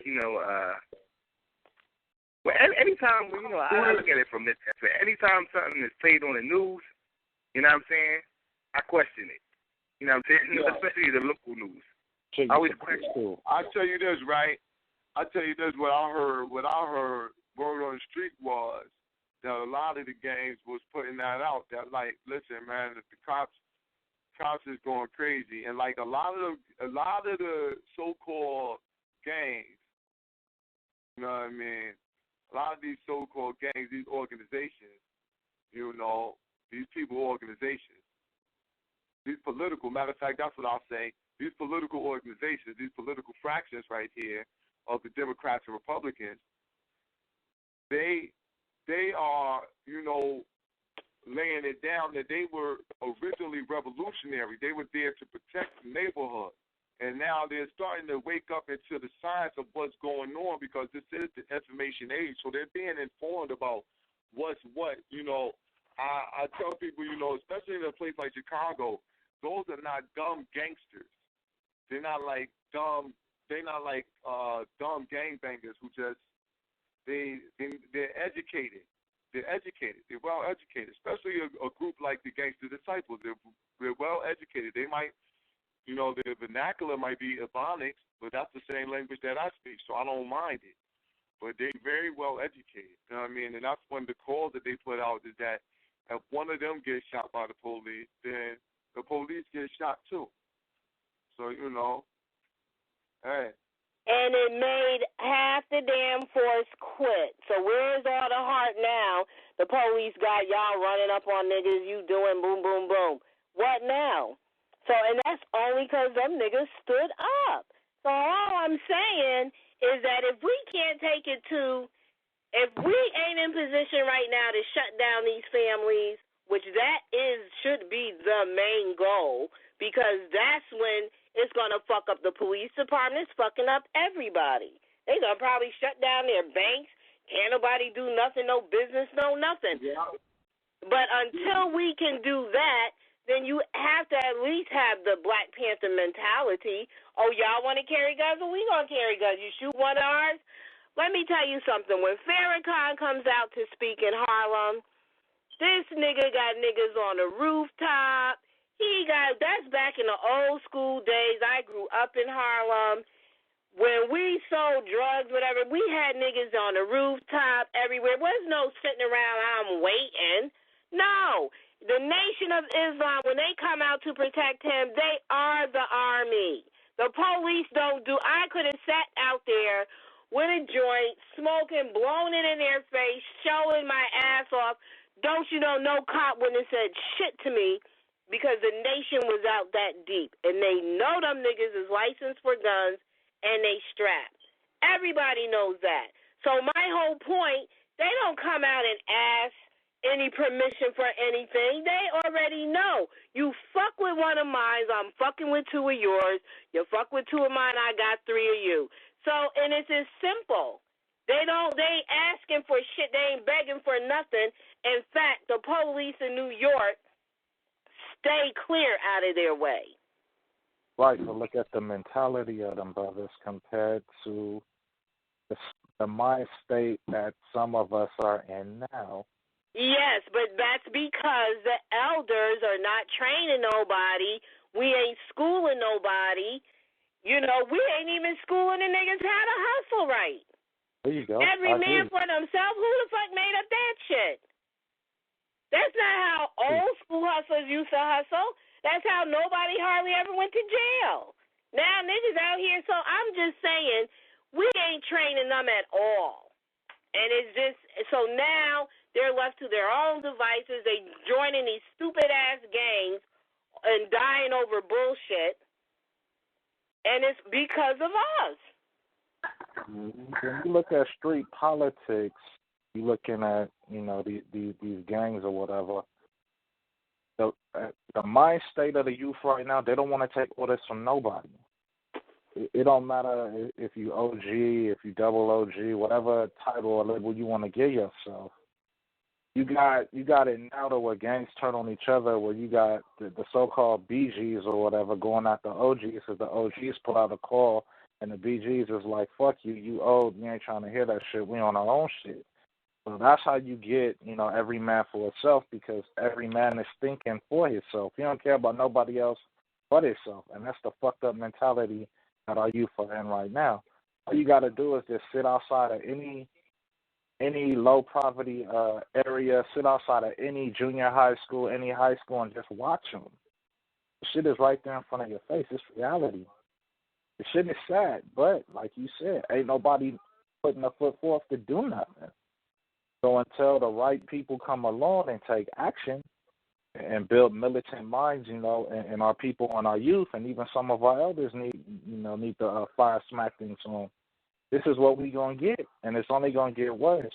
We can sit here and point fingers at all the problems, but until we actually get off ass and take action and do something, ain't shit gonna change. It's shit just gonna keep sinking lower and lower into the ground.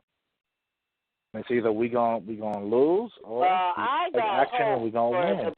I got hope for black folks. I'll tell you I that. didn't say I didn't have hope. I'm just well, looking at it the from way reality. you said it, I might as well just damn look here. So to me, I don't see it like that. When I out here talk to the youth, and I'm a woman, I'm a female, and I'm out here talking to them, and they respond. I've had meetings where a lot of thugged out niggas came to the meeting simply because they sicking away the police. They out here, yes, they're hustling, and maybe they ain't got no other choice, and that's all they feel they can do. But they had enough sense to come to a meeting and say, what the fuck can we do to get this police off our ass? The way they treating us ain't right. If we're paying for all our crimes, and they need to pay for theirs too, because they're bigger crooks than we are. They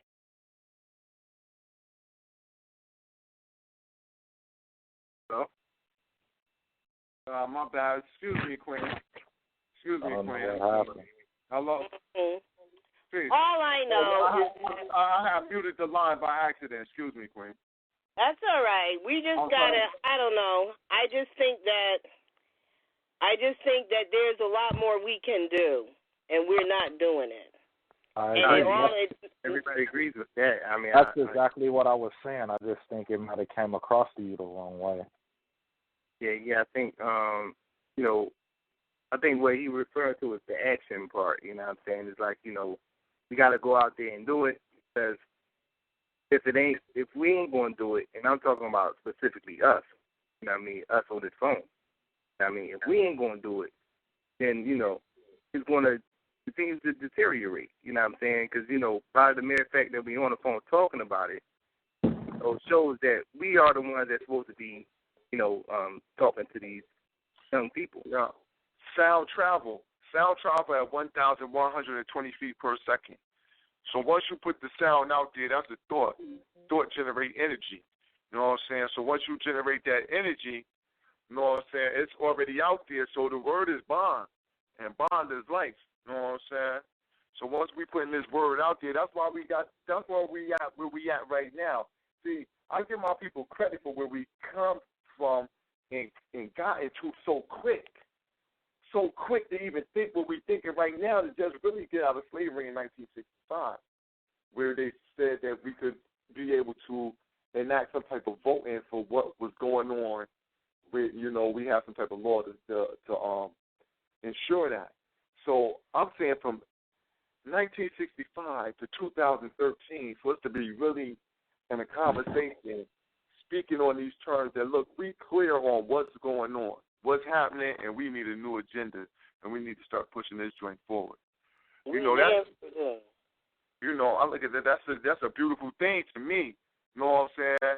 It's definitely, it's a beautiful thing to me, and I just want to, I don't want us to overlook what we've been through. That we've been through 1,500 year at least type of, you know what I'm saying, destruction of our civilization. So if we've been on that for 1,500 years, so we got to see where we at right now and understand that we're doing good. Doing good. We're gonna be doing better.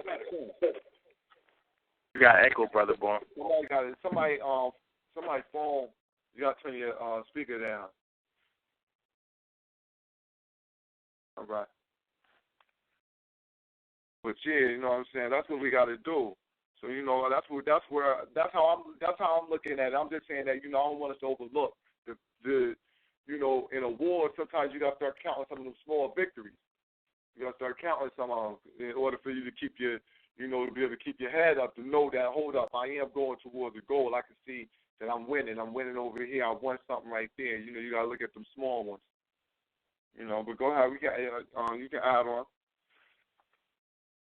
Well, there's a small goal that we could do in Connecticut, because there seem to be quite a few Connecticut people in here. they upheld the stop and frisk, saying it is unconstitutional, and the police have to stop doing it and do something else. As a result, there are a bunch of attorneys who are now picking up, bringing the lawsuits.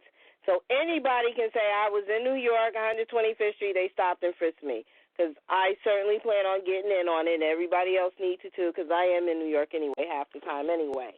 But Baltimore, Maryland has picked up is taking it to court now.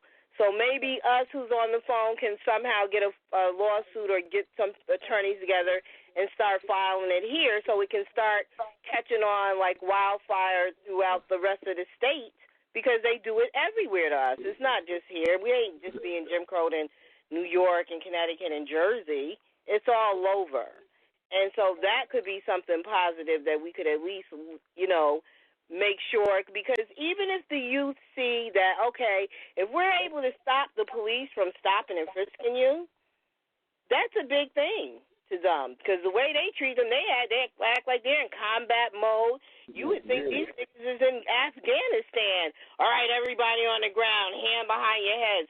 This is war. This is combat tactics that you're using on our children. Uh-huh. So maybe we could pick up, because other states are starting to do it. I haven't heard of Connecticut doing it yet, but maybe I definitely. When you said that, that's definitely something that people who go through New York, travel through New York, or even right here in Connecticut, we definitely need to look into putting together an agenda on that. And matter of fact, you saying that, Queen, we might need to just make sure we just have that as a topic, the understanding of the stop and frisk law being overturned, and that, what could be the benefits of it and what could be, the detriment. And, and lay out some of that information. That's definitely something real worthy. Well, Bloomberg had overturned it for maybe a couple weeks, and now the Supreme Court put it back again and said, nope, it is unconstitutional, which we know it was. We already know it was, but I'm at least glad that they did recognize it and kept it. And now that de Blasio is in, he is supposed to uplift it, which he hasn't done yet. He kept saying, if you vote for me, I'll take it off. I'm not going to appeal it, whatever. But whether he does or not, they have already rejected it. And they're holding on to her verdict. And that's very powerful, because a lot of niggas I know is in jail over stop and frisk. Yes. Yeah. A lot of niggas in jail just over stop and frisk. I was looking at some of the statistics of stop and frisk, and the majority of people who ever got stopped and frisked and got caught with any type of weapons or something like that always been white people. Right. Exactly. And you know how many niggas is in jail over weed? Are you serious? A bag of weed, that's what y'all think. They have on minor drug charges, and that's what the black people have. But the majority of real criminals, even though the thing is they disproportionately stop us, so it makes it have so many of us getting criminal charges, so it looks like we even up with white people. But the thing is that from the proportion of white people that they do stop, man, they outproportion us by being criminals, man, 3-4 times. Easy. Exactly. It's I'm sick of this shit. Yeah. Peace. I'll get into that. See the Queen, I don't know how old you are. I'm 36, so I'm one of the new elders. But this is what I like to say about my generation, is that I have an understanding that we had a suppressed adulthood. We had what they call extended adolescence. And they normally use that term when you go into college. They if you live, college is like a state. Peace. And so, but what's going on, though, is that what happened is that our adolescence has been drugged out all the way through our 20s up until about 30 years old. So a lot of us don't start to be aware of actually what needs to be going on in life until about 30. Because of what happened with parents before us, our parents coddled us because they had it so bad. Right. Wow, that they took, and they didn't want us to be delving into some of those things that, they didn't really, some of our parents didn't mind a little revolutionary, but they didn't want that too much into it. They seen things that we didn't do that scared them. They strayed away. They seen some things that looked like a better life. They seen that maybe they can go to college because they start seeing a couple of Negroes went to college and did a couple of things. So they could go this way. Maybe it'd be better. Constables was on TV. They took off that. They took JJ and them off. Because I used that number. So they played the media game on us and shit. Played a game like that, and that's what they did. Peace. Peace. Hello? What's going on? This is Odell. How you doing? Peace. What's going on, family? Chilling. What y'all saying is real, man. It's a real problem out there. And correcting it takes astute mental capabilities, and it's real simple, though. You can take away from them by taking away from their businesses. You start investing, you have Google, you can find black businesses that will allow you to only cater to those who are African American, and they have to do the same. That's eating establishments, even if it's gas stations, whatever, and hit them in the pockets. And that's how you affect change. Yeah, true indeed. True indeed. That's some of the points that we were hitting on earlier. Yes, sir. And now with the police, that's an enemy. That's a real-life enemy to humanity, and it's taking away everybody's rights. They think that, we use they very loosely, but the they is the them that think they are comfortable, and that's us in some cases because we're not doing enough to do anything that shows the youth anything. We can build establishments where they meet at night, but, that's on secret time, and, we establish that underground-wise. We have to do something very, very deep to make it happen because we are being, as we all know, enslaved. It's real. Like, even if we stop, when this whole entire radio thing stops happening, we will go back to our comfortability and our mind state that is enslaved. We think we are safe. We think that we have things. We can go shit in the room. You can take a beer out of a refrigerator. That's not safe. You're just fed. And we're not helping ourselves. It's bad. It's real bad. And it's deeper than just African Americans in this community. It's more so earthlings. It's everybody. It's a war on brownness. And it's happening. And that's what we have to affect change.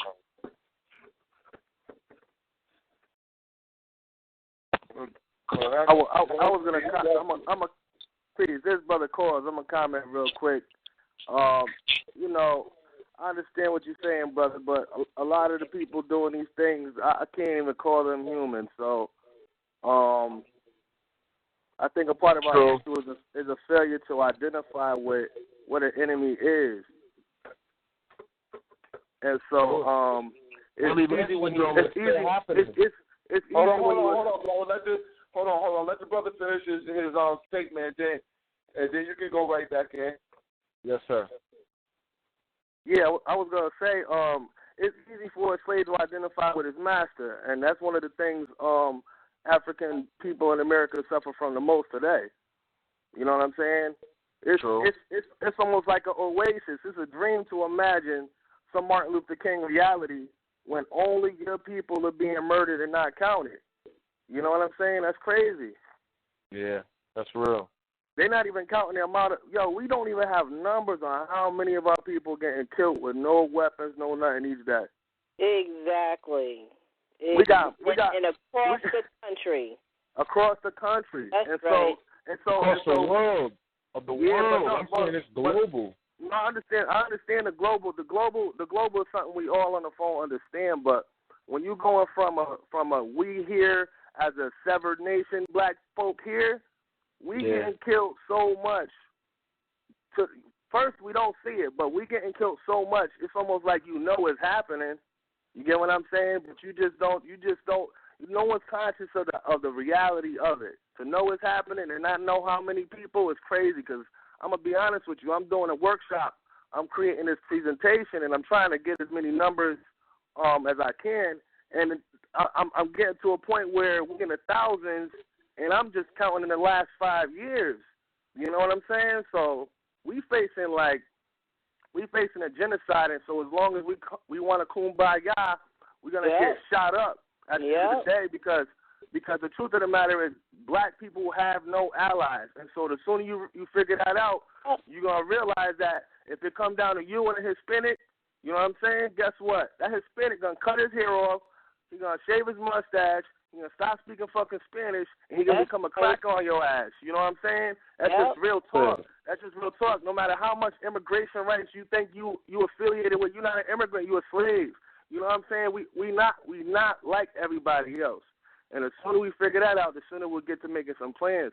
When you think about how we on the phone and we have these progressive ways of thought, we can get somewhere with these things, but we got to really trust our own minds, you know. To know that people depending on your creativity to take them somewhere, we got to trust ourselves a lot more. And that's regardless of how fucked up it is out there, because the truth of the matter is I know we're capable of doing this, but it's going to come down to trusting the God in each and every one of us. You get what I'm saying? And that's what it's going to come down to. You know, I'm pretty sure y'all all got plans and stuff. You've even written up good ideas and shit like that, but you might not have finished or completed them. Those things still have to be completed in order for what we're saying we know what's going to happen. We got to be prepared for it. We're going to have those things prepared at some point in time. And even if you don't, when the time comes, at least you was already in the starting process of it. But in relation to being earthlings and all that, yo, man, we dealing with people we dealing with the beast. There's a difference between the beast and everybody else. You know what I'm saying? Yeah, I mean, peace. It's another thing called. I've been listening in.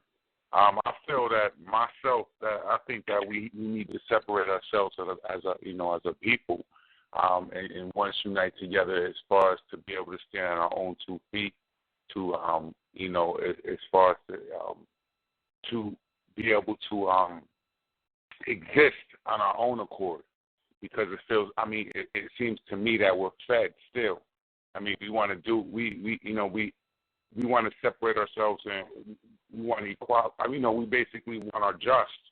But we're not. I feel that we're not going to get it if we have to deal with them in any way. Me personally, like as far as how can we live in a house if we have no foundation type of thing, and basically, how can we keep that house running or that machine running, or that unit running if we have, nothing of no type of service within ourselves, as far as economical to keep it going, to keep the cause going, to reach our goals. I mean, that's just me personally, from just listening in as far as I feel as far as, us reaching our goals, what we have to do. If you understand what I'm saying. Definitely. Thank you for the, for the input, black man. Peace. The brother before that was our brother Claus who came in. I heard somebody else. Yeah, that was me, peace. All right. That's the other co-host on the show. How you tonight, man? Well, there's a lot of good information going on, and I want to hit on what the brother was talking about investing. And all the things that we're talking about, investing in the company, investing in the future, and making sure that we have something that if you do have anything, if you want to give to some, I know I just dropped a link in there for the Yuhugu Academy. With these, these brothers down there in Texas, in Lone Star State, these brothers doing some good work. Somebody got to turn their speaker. You got to turn your speaker off. Thank you. But the brothers down there in Texas, in the Lone Star State, they got a nice academy down there. They working with the babies, and they teach them. They teaching them from the from the books of Marcus Garvey. We thinking about going free. It's all deep to the core. So if you do think about investing in anything, or if you got an extra $5, $10, anything to work, you can go ahead and hit that link up.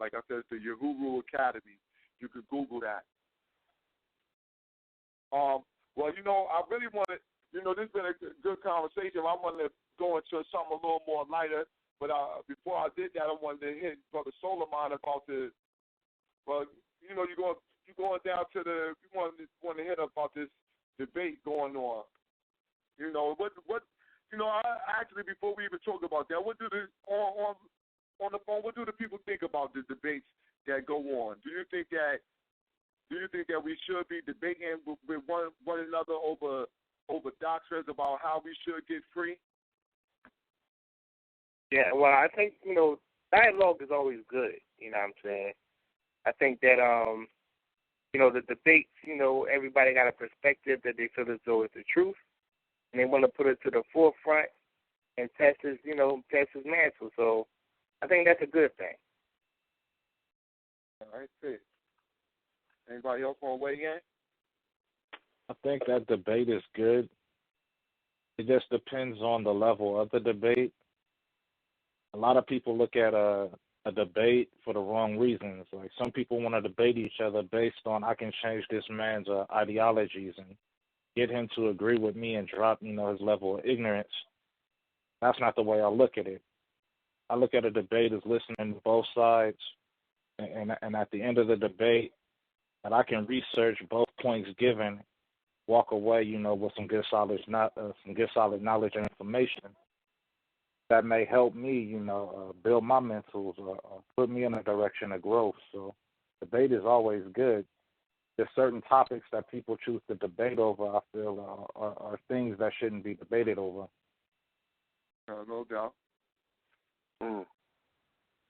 I think debates are good. I went to the Black Panther with New Covenant in Harlem, and that debate was very good because they both gave out good points of New Covenant is all about freeing the people, through sovereignty and making money.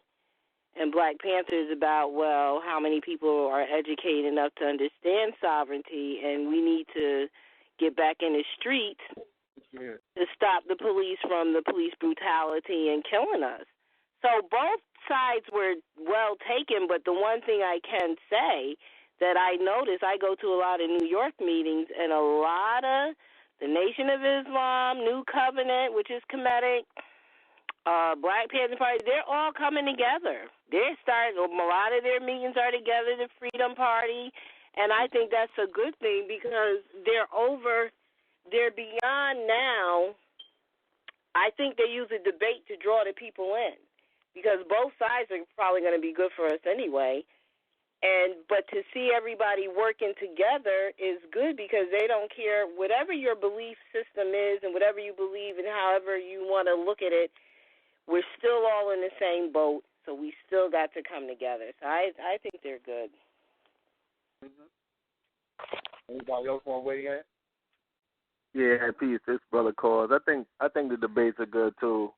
My only thing with it is looking at the national condition of our people and how we kind of been trained to jump from one thing to another. Not that we don't gain beneficial information from our experiences, but as the time gets more critical, I think it's going to be a matter of making sure falsity and things like that are put in the proper context. You know what I'm saying? Not to say that one's belief system isn't their own, but as it applies to the actual reality we face right now, we got to be serious about those issues. So I think it's good. It's good that as many groups come together as possible, but it's still going to have to be it's going to have to come to a head. You know what I'm saying? If we really going to come together. Wow, definitely. Me personally, I like the debates. I don't mind. I think that is good. It's exercise for the mind. That's the number one thing about it. It's exercise for the mind. If the people in the audience not getting exercise, I know that the people who are doing it are getting exercise. You know what I mean? Because you have to, it takes diligence and scholarship to do a debate. It takes a lot of, it takes preparation, a lot of studying, going over notes to do a proper debate. So, I definitely think it's a good thing because another thing that it shows is that it it starts. A lot of the debates now are starting to give back at least that a more militant type of style of bringing forth information. Like people are being, and at least when I say that, I think it's good because we have to at least start being aggressive in some type of way. I'd like the scholarship to be on point, aggressive, hard hitting, punch. So that's what I like about the debate is that it's like a boxing match. You know what I mean? And I like to see that aggressiveness, and I think that it should be passed down to our children to debate because debate is something that builds up your thinking skills and it makes you aggressive. When you're a debater, when you're a thinker, it makes you more aggressive when you think. You know what I mean? You easier, because you can easier see the win when you're a thinking person. So, I definitely agree with the debates. One coming up, we got this one coming up on the 7th in Brooklyn. Our brother Solomon been down there sparring, shadow boxing with the Imam Bashir. He been getting his box on with him, you know what I'm saying, making sure that he's tight and right for the battle. He'll be battling against his brother Shaka Amos. That'll be December 7th, and they said that'll be the undercard. And then that debate will be: is Islam created from Christianity? Was Islam constructed by man for political reasons, or was it constructed by Allah for spiritual reasons? All right. So that's going to be that's going to be between the Imam and our brother Shaka Amos. Both our brothers, both friends. You know what I'm saying? And the other debate's going to be between Polite and ICUPK, the Israelite School of Universal Practical Knowledge. We're going to have the Hebrews. And now that's going to be whether or not the Bible is plagiarized. Right. Whether or not the black woman is God. If the Bible, whether or not the Bible is plagiarized and if the woman is God in the Bible, that's what it's like that he's going to prove that the Bible say that the woman is God. So, it's going to be an interesting debate. It's going to be interesting, very interesting. The one debate though, people they saying this. The one debate that I definitely want to see, and I was talking to a brother earlier about it. I want to see the Moorish Science Temple versus the Hebrew Israelites. Where somehow the topic could be something about which one of who does the Negro belong to, or something like that. Is the Negro history a Moorish history, or is it a Hebrew history? Because like what we were saying before, they be claiming the same people. I hear the Hebrew Israelites claiming somebody like a King James or whatever, and then it's like on the one hand he's a Hebrew Israelite, on the other hand he's a Moor. You hear the Moor saying that he's a Moor, you hear the Israelite saying he's an Israelite. So I don't know. You know what I mean? They need to iron that out, definitely. I'm saying he's cracker. I'm saying don't try to pay these black. Don't even try those. Yeah. That's what I say. I say King James is a cracker. That's what I was. I'm going with that shit. I don't know what's going on. So that's why, with doctrine like that, they both claiming that, that they were here before slaves came here. They saying that the Hebrews was here, the Moors saying that the Moors was here, and the Indians, I guess the Indians don't really exist or something. I don't know. I think we might have they refer to them as they refer to them as part of the tribes of Israel. I know the Israelites do. Mm-hmm. All right. Because I'm just wondering, how the Moors. I gotta ask them more how we classify that, because they be saying that they really didn't bring that many slaves over here on the slave ships.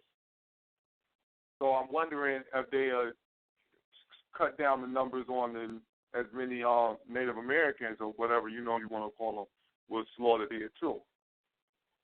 I wonder if the numbers change on that. But that's I agree that the debates are good, but if we're not putting nothing into action, I think if you have a debate, out of a debate, something got to happen. Because if all we can do, if we're so intellectual that we can talk about it, we can see it, but there's no action taken, then that's a problem. I love the debates because they're educational, but are we that educational that within all our wiseness, we're not doing nothing? Yeah. But you know what's a good idea, since you were talking about debates? Maybe if we use debates to go around into the high schools or even with the people on the street and get them starting to debate as a way of talking and confronting what's going on in the community. So maybe a debate might be a good tool to use in our community. Yeah, definitely, Queen, definitely. You might have to say that all of us right now on this line can make a difference. We all in different areas. We all come together right now, everybody that's on this line that's in different areas. I'm in Cali. We can all enforce, put a foot forward on making progress, on doing something for our people. Like if you got something going on in wherever you are, come to Cali, we do the same thing. Move from Cali back to Connecticut, Chicago, wherever it is, it shouldn't even matter. As long as we put forth action, then we can be the ones that's doing it for our people. We ain't got to sit around and wait on nobody. There ain't nobody else gonna do it but us. We're the only people that can save each other. It's one day. Cali got it going on though. Cali ain't, when it comes to making laws and doing a lot of stuff they do, they're way ahead of the East Coast. Yeah. Cali's supposed to be the super. That shit. It depends on how you look at it and exactly who you're talking about. The shit is just as fucked up here as it is anywhere else. Of course it is, but at least they're not sitting on their butts. Everybody ain't sitting on their butts because they done got a few laws changed and started a lot of in California that we haven't even touched on. They need to get rid of that damn 3 strikes out there in Cali. Right. Yeah, I think they do. For everybody, it still is a lot of people sitting on their ass. Please believe it. I ain't gonna sugarcoat shit. I'm always doing reality first before anything else. Same shit that y'all looking at, where y'all at, we looking at the same shit. Yeah, we get some shit, cracking, but we got some more shit that's even more fucked up for each thing that does change.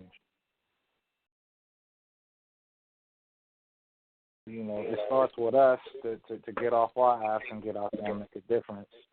We can do it, or we can sit around and fantasize about it.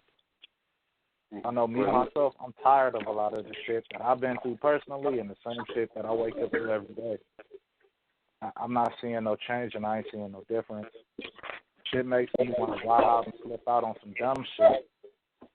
But I got too much of a head on my shoulder to do that. Yeah, but they sure be testing us. Yeah, they taxing us over here. But over there in Cali, see, this is the thing. They change certain laws over there in Cali. Cali liberal in certain areas, and then not in other areas. They just as conservative as everybody else. Conservative just meaning conserve in the old type of way, which is nigga put these chains on your neck, even on your goddamn leg, or get killed. That's the type of thing that they doing out there in Cali.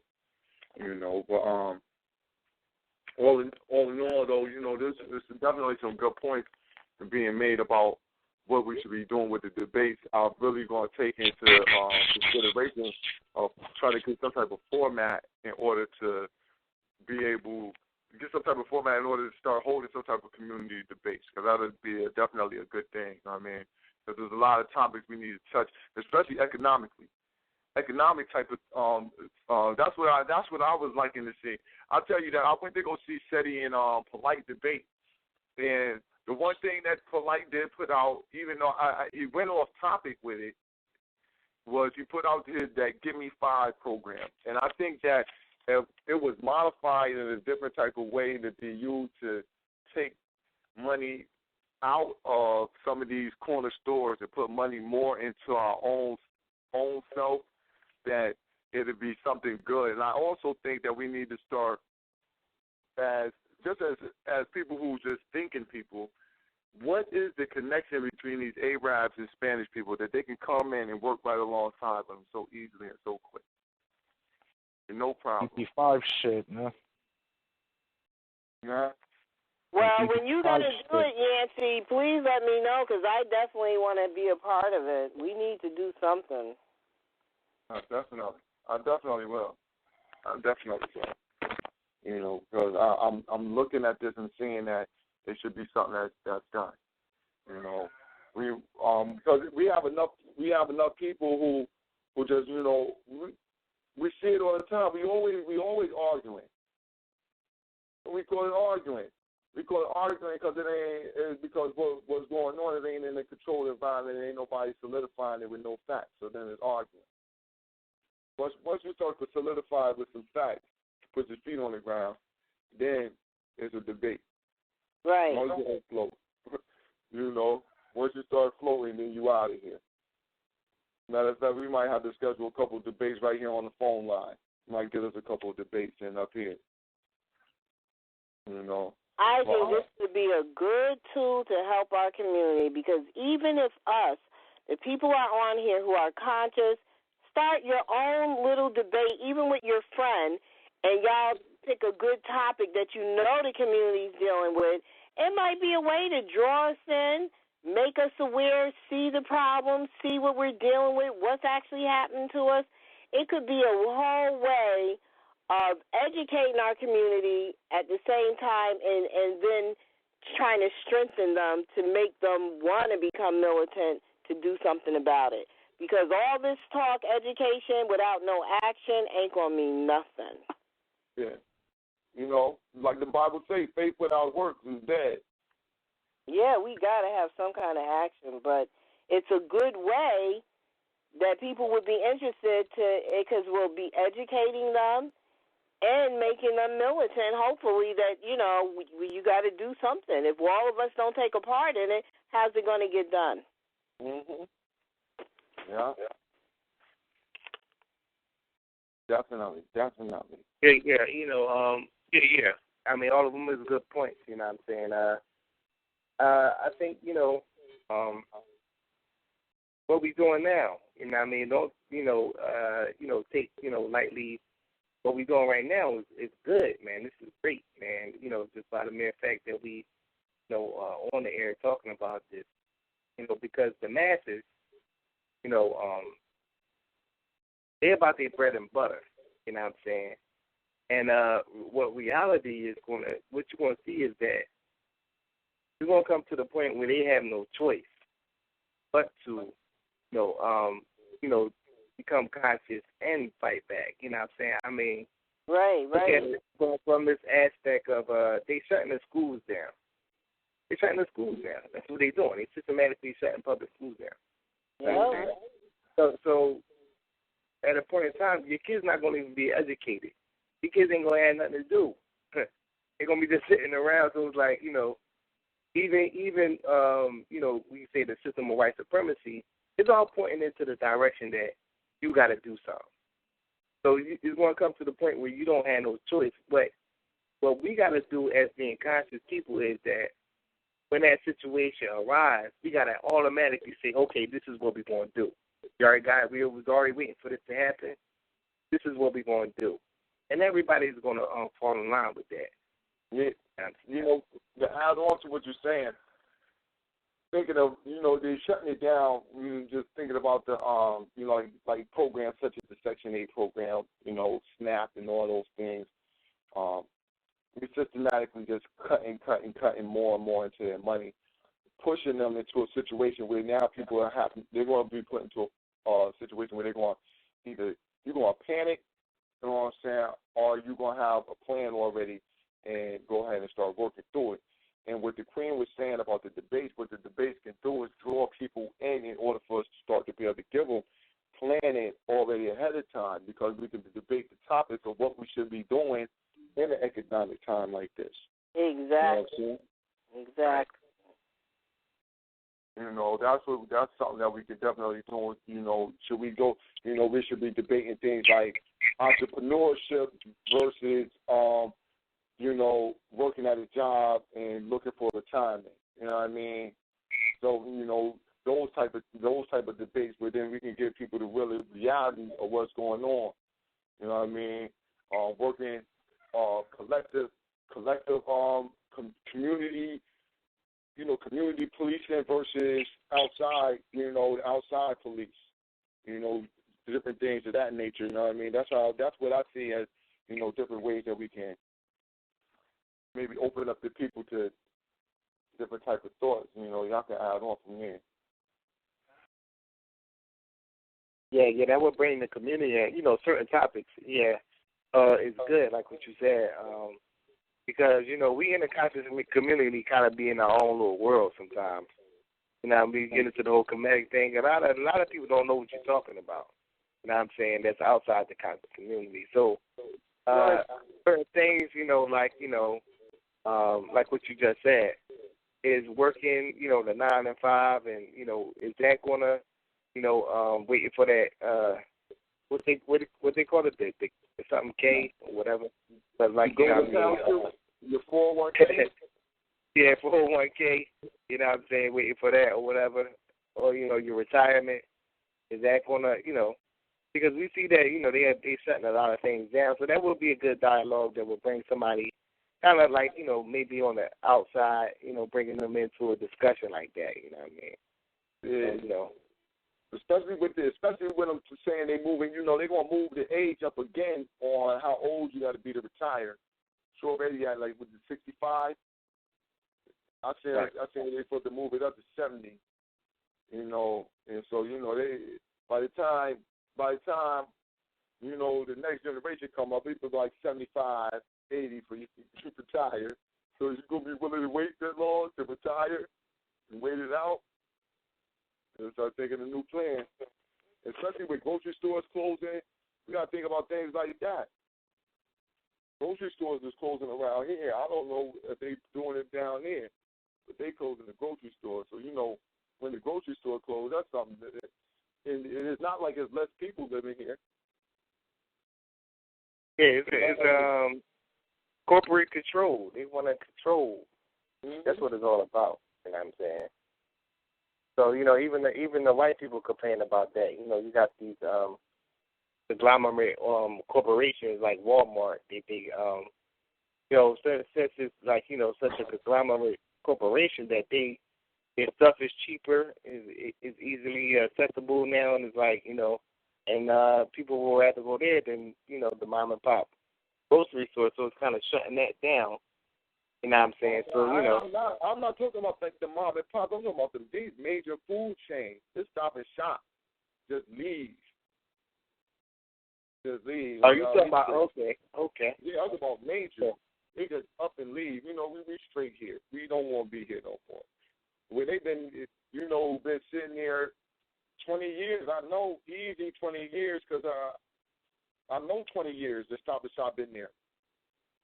Easy.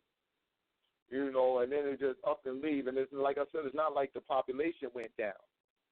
Population ain't go down. It's just that they no longer, you know, they no longer want to feed us. That's how I look at it. I look at it, they no longer want to feed us. That they systematically, like you said, the conglomerates, the large conglomerates are looking at the situation and they want to squeeze the money as much as they can, so they shut down certain avenues and direct you towards other things. Right. At the same time, they directing you, like they shut the large one down, even though they had opened up a small one. So now the small one is still open. They shut down a large one, and you know from there they start to redirect the people. Yeah. Well, if they're drug testing people to get food stamps, are you serious? Did you hear about that? They're going to drug test people in order for you to get food stamps. So they are. Yeah, I heard about that. They are definitely trying to shut us down in every kind of way. They know we don't have jobs. They cut a corporate America, X'd out all black people. So they are definitely coming at us hard. So to me, I see if I have some debates around here, I think it's a good idea. I would think to wake people up. Y'all need to wake up. Because this shit is real, and when they get done with everything they're doing, if you think they haven't come to touch you, they're coming for you next. I mean, I hate to sound like y'all probably think I sound crazy. Oh, not at all. The real is the fact that you don't sound crazy. It's a real problem, and the question is, what do we do with that problem? It seems like, they are shutting us down, but we're letting them. We're letting them do to us whatever we want. We're still working in workplaces. We don't have our own legs to stand on, our own jobs to work in, our own management to help us out and to give us the right answers. And then there's a brutality that we don't like or trust each other. So therefore, we don't have anything. Right. Until we repair that heartache and that pain of separation and that color anxiety that you're darker or lighter than I am, or we don't help our children understand that they are beautiful and from, like, the earth and the sun's nutrients, and we exist on this planet, and that we make it right. And in New Haven, as a microcosm of that we are capable of having our own businesses. There is a black elite that has plenty of jobs in all high-ranking positions. So when we say we don't have, we do, but they don't trust us to put us in those positions, or they don't have enough balls to put us in those positions because they like being the nigga on the top of the pyramid. So I don't know. Like, you have to get past egos, and you have to get past finances, and you have to get past an ingrained system that's been doing the same hatred since we were slaves. And until you create a mind state that actually puts either past that, like Jesus has taught us to do for so long, to look past those who have scorned us in their iniquity, or we move forward and we say, fuck that and fuck them, and we either take a piece of the pie, or we make our own businesses like Chinese and every other immigrant has done. We can adopt things that have worked for other cultures. We don't just have to keep failing over and over again and then talk about it over and over again. Talk is fucking cheap, and we've been talking for 30, 60 forever. We sang songs in the field. A lot of slaves didn't get free from those songs. A lot of slaves got free through the quietness, through the silence at night, the tears and the fighting and the hatred of ourselves. We had to get past that. Harriet Tubman left a lot of niggas on the way to freedom. So where will we be in a few years? I don't know. Japanese men make 100-year plan. That's for their third grandchildren to also take part in their business. We can't see past tomorrow and the end of the month and the beginning of next month. So how are we going to exist? Our lives are short because we think short, and therefore we won't get further.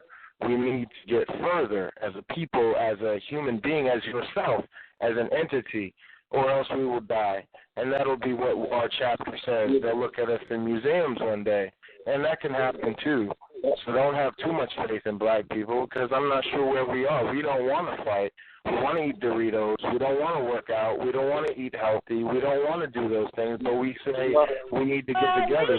Hold on, Queen. May I interject real quick? Cause I want to just, history, Malcolm X said history is best qualified to reward all your research. So when I start to think about what we need to be doing, I go back into 1920. I look at 1920, and I see that from 1865 to 1920, the greatest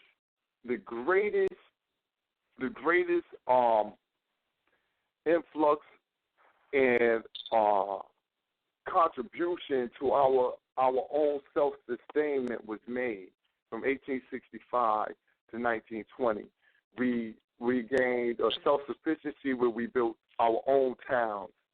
We went out and built our own trades. We built our own, what we would say, our own black stock markets. We built our own bus lines, train companies, hospitals, hotels. We built all of these things, and what happened is that we did not realize that it was a declaration of war to do it in that manner. We didn't realize that no other nation will allow a nation to build a nation separate within inside of its own self. And so with these other nations, what they do is they more or less come in as agents of the Caucasian and utilize the lower rung, which is the black people here. They utilize the lower rung as their step up. Because as you see, what they do is they all come into our community and do their parasitic deeds. They all come into our community and vampire and leech over us, because what they realize is that the United States has a population captivated at the bottom rung, that the world has looked on as the bottom rung, that we can go over there and eat off of because everybody else is eating off of them. We wanted to do business, but in 1920, you see what they did. They bombed us out of all of our economics. People talk about integration like we wanted to integrate. Like, niggas just wanted to integrate. No, niggas didn't want to integrate. What they did was they flat out said, hold on. We see what's happening. This is war. Go kill them. Go kill them. No, we're not going to. No, we're going to kill all of them, bomb them jokers, burn their towns up, kill them, murder them, kill them, and wide open, put it in the newspaper, show everybody this is what we're going to do to y'all ass if y'all do some shit like this. Now, the integration. And what did they do? They integrated the money. They didn't integrate it socially. We didn't never integrate socially. We integrated economically. And what happened was they sucked our economics in. Because what they seen was that regardless of whom or what, even though we were still messing with them, when we allowed them to come in, they understood that they built a large enough economic base of their own. They will start to come to the realization of what has happened to them. They will understand what is really going on, because once you get an economic base, you're going to start to want power, period. Sure. You're going to understand power. And then you're going to come to grips with what's going on and why they trying to keep you from power, and you're going to go to war. And so they shut it off before we got to that pinnacle point. Marcus Garvey was on it. Garvey was on it. He was on it. We got to get J. Edgar Hoover was on it. J. Edgar Hoover knew that Marcus Garvey was on it. The Feds destroyed that whole movement. Yeah, that's what I'm saying. The Black Renaissance was crazy, and they snuffed it out. Yeah, that's what I'm saying, is that we have to realize what is going on. So the education that we have to give them, the education that we have to learn for our own selves, is that this is an education of war. This is not an education of we're going to build something together, because regardless of whom or what, if we're thinking of ourselves nation-wise, as a nation, we got to come up. Then as a nation, we're going to have to be thinking about fighting them. Yeah, that's what I'm saying. You know what I mean? I always try to reinforce that, you know what I mean, the people got to be conscious of that goal. Because, you know, I'm telling you, most black people, they don't view it that way. They don't view it like us against white people, man. And I'm telling you, like, you know what I mean, they don't really, like, you know, they don't view it like it's a war. You know what I'm saying? They kind of view it in a way like, you know, okay, it's some racist stuff going on, but it ain't that deep. No, they think it's discrimination. Right. We could go about it and do it. We don't have to go there. And, you know, you being a little too extreme and, you know, that's like the average person, you know what I mean? We are different from the rest of the people, you know what I mean? And I think that in order for the masses to wake up, they would have to absolutely have no hope You know what I'm saying? As long as there's a ray of hope out there. You know what I'm saying? As long as you now. Your check or whatever, when the tanks start rolling down the street, that's when they're going to begin to realize, you know what I mean, that there's a problem. You know what I mean? This is the man. We got echo. We got a part of self, so I just was hearing an echo. But what you're saying is definitely a good point. And something to hit on what you were saying is that I seen an article, right, of a brother in New York, two brothers. They go to New York.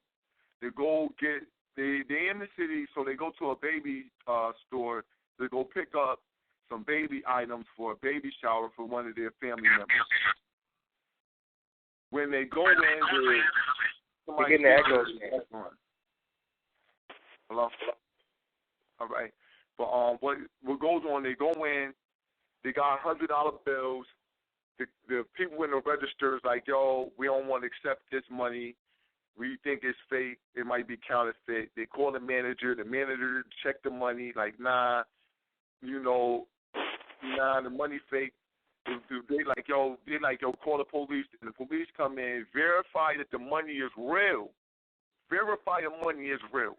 The store still tell them, no, we're not accepting your money. Go put it on a debit card or something like that and then give it to us. These jokers go home, get one of their other relatives, put the money on the debit card, go back to the same store and buy the shit. That's crazy. But see, right, that is a product of that nonviolent shit, man. Exactly. You know what I mean? You can't blame. You know what they were saying? Hold on. They were taking the same shit that them motherfucking nonviolent motherfuckers was like, yeah, just like they forced their way and we gonna sit up in your shit and have motherfuckers smash eggs on my head and I'm gonna sit there and these are fucking grown ass men and shit back and these people do shit like that to them. You know what I mean? It's like, it's like, go ahead, bro. No, I was saying, if this is what it is, I'm going to force you to take my money. In order that I force you to take my money, this is going to defeat you by saying I'm the bigger man. Right. Because no matter how bad you treat me, no matter what you do to me, I'm so compassionate that I want to be around you and let you know that I'm not evil like that, that I could give you this money anyway. I think that happened from Christianity too, brother. You're absolutely right. That they split the nature of man from being good and bad, as good is heaven and bad is hell. Well, the nature of man is to do all things to survive. And they split that up and they made it so that, if you do what it takes to survive, in some situations I might have to steal bread to eat. And that's a judgment from God that said, thou shalt not steal. So I'm evil from inception. My whole thought process is from an evil perspective. If I lust after a woman, I'm evil. But that's my nature of human beings. My drive to procreate is embedded in that, and they've split it up. And they've fed it to us and made us think that what we do is so wrong, from breathing to everything. And it's evil and it's wrong. And we have to change our whole thought process, retrain our brains to love. But you can't. And that's what I mean by becoming conscious. You know what I'm saying? It's he told, he sets the standard on what is, good and what is evil. Although he breaks the standard, all the time, but he justifies it. You know what I'm saying? The white man, he rules because he sets the standard on the authorization of justifiable homicide. That's why the world respects him. You know what I'm saying? The world's respect white supremacy is because they could kill somebody and get away with it at the end of the day. You know what I'm saying? So it's like, like, that goes back to the, foundation of what we were talking about. Motherfuckers need to start clapping back and shit. You know what I mean? So, it's like, that's the reality. You're dealing with a power-oriented people. You know what I'm saying? They predicate their shit off of who could kick the most ass, and that's what they respect. You see, for example, they'll bomb on somebody like Gaddafi, but they won't take their ass up in North Korea though. They know it's gonna be a fight, so they got to deal with it a little more strategically. You know what I'm saying? So this is the mentality of the people that you're dealing with. You know what I'm saying? So they respect that nuclear bomb that North Korea got. That's why they they respect that nuke. They respect China nukes. That's why Iran want to get a nuke. That's why Iran want to get a nuke. Because Iran like, yo, listen, man, we need something to make them jokers respect us, man. You don't respect you when you know what I'm saying? They'll come get you if you ain't got no nuclear powers. But if you got the nuclear powers, you could do some North Korea shit. Take their spy plane, take it all the way apart, and send it back to them, one piece at a time, 100,000 people. The black man need to get a nuke.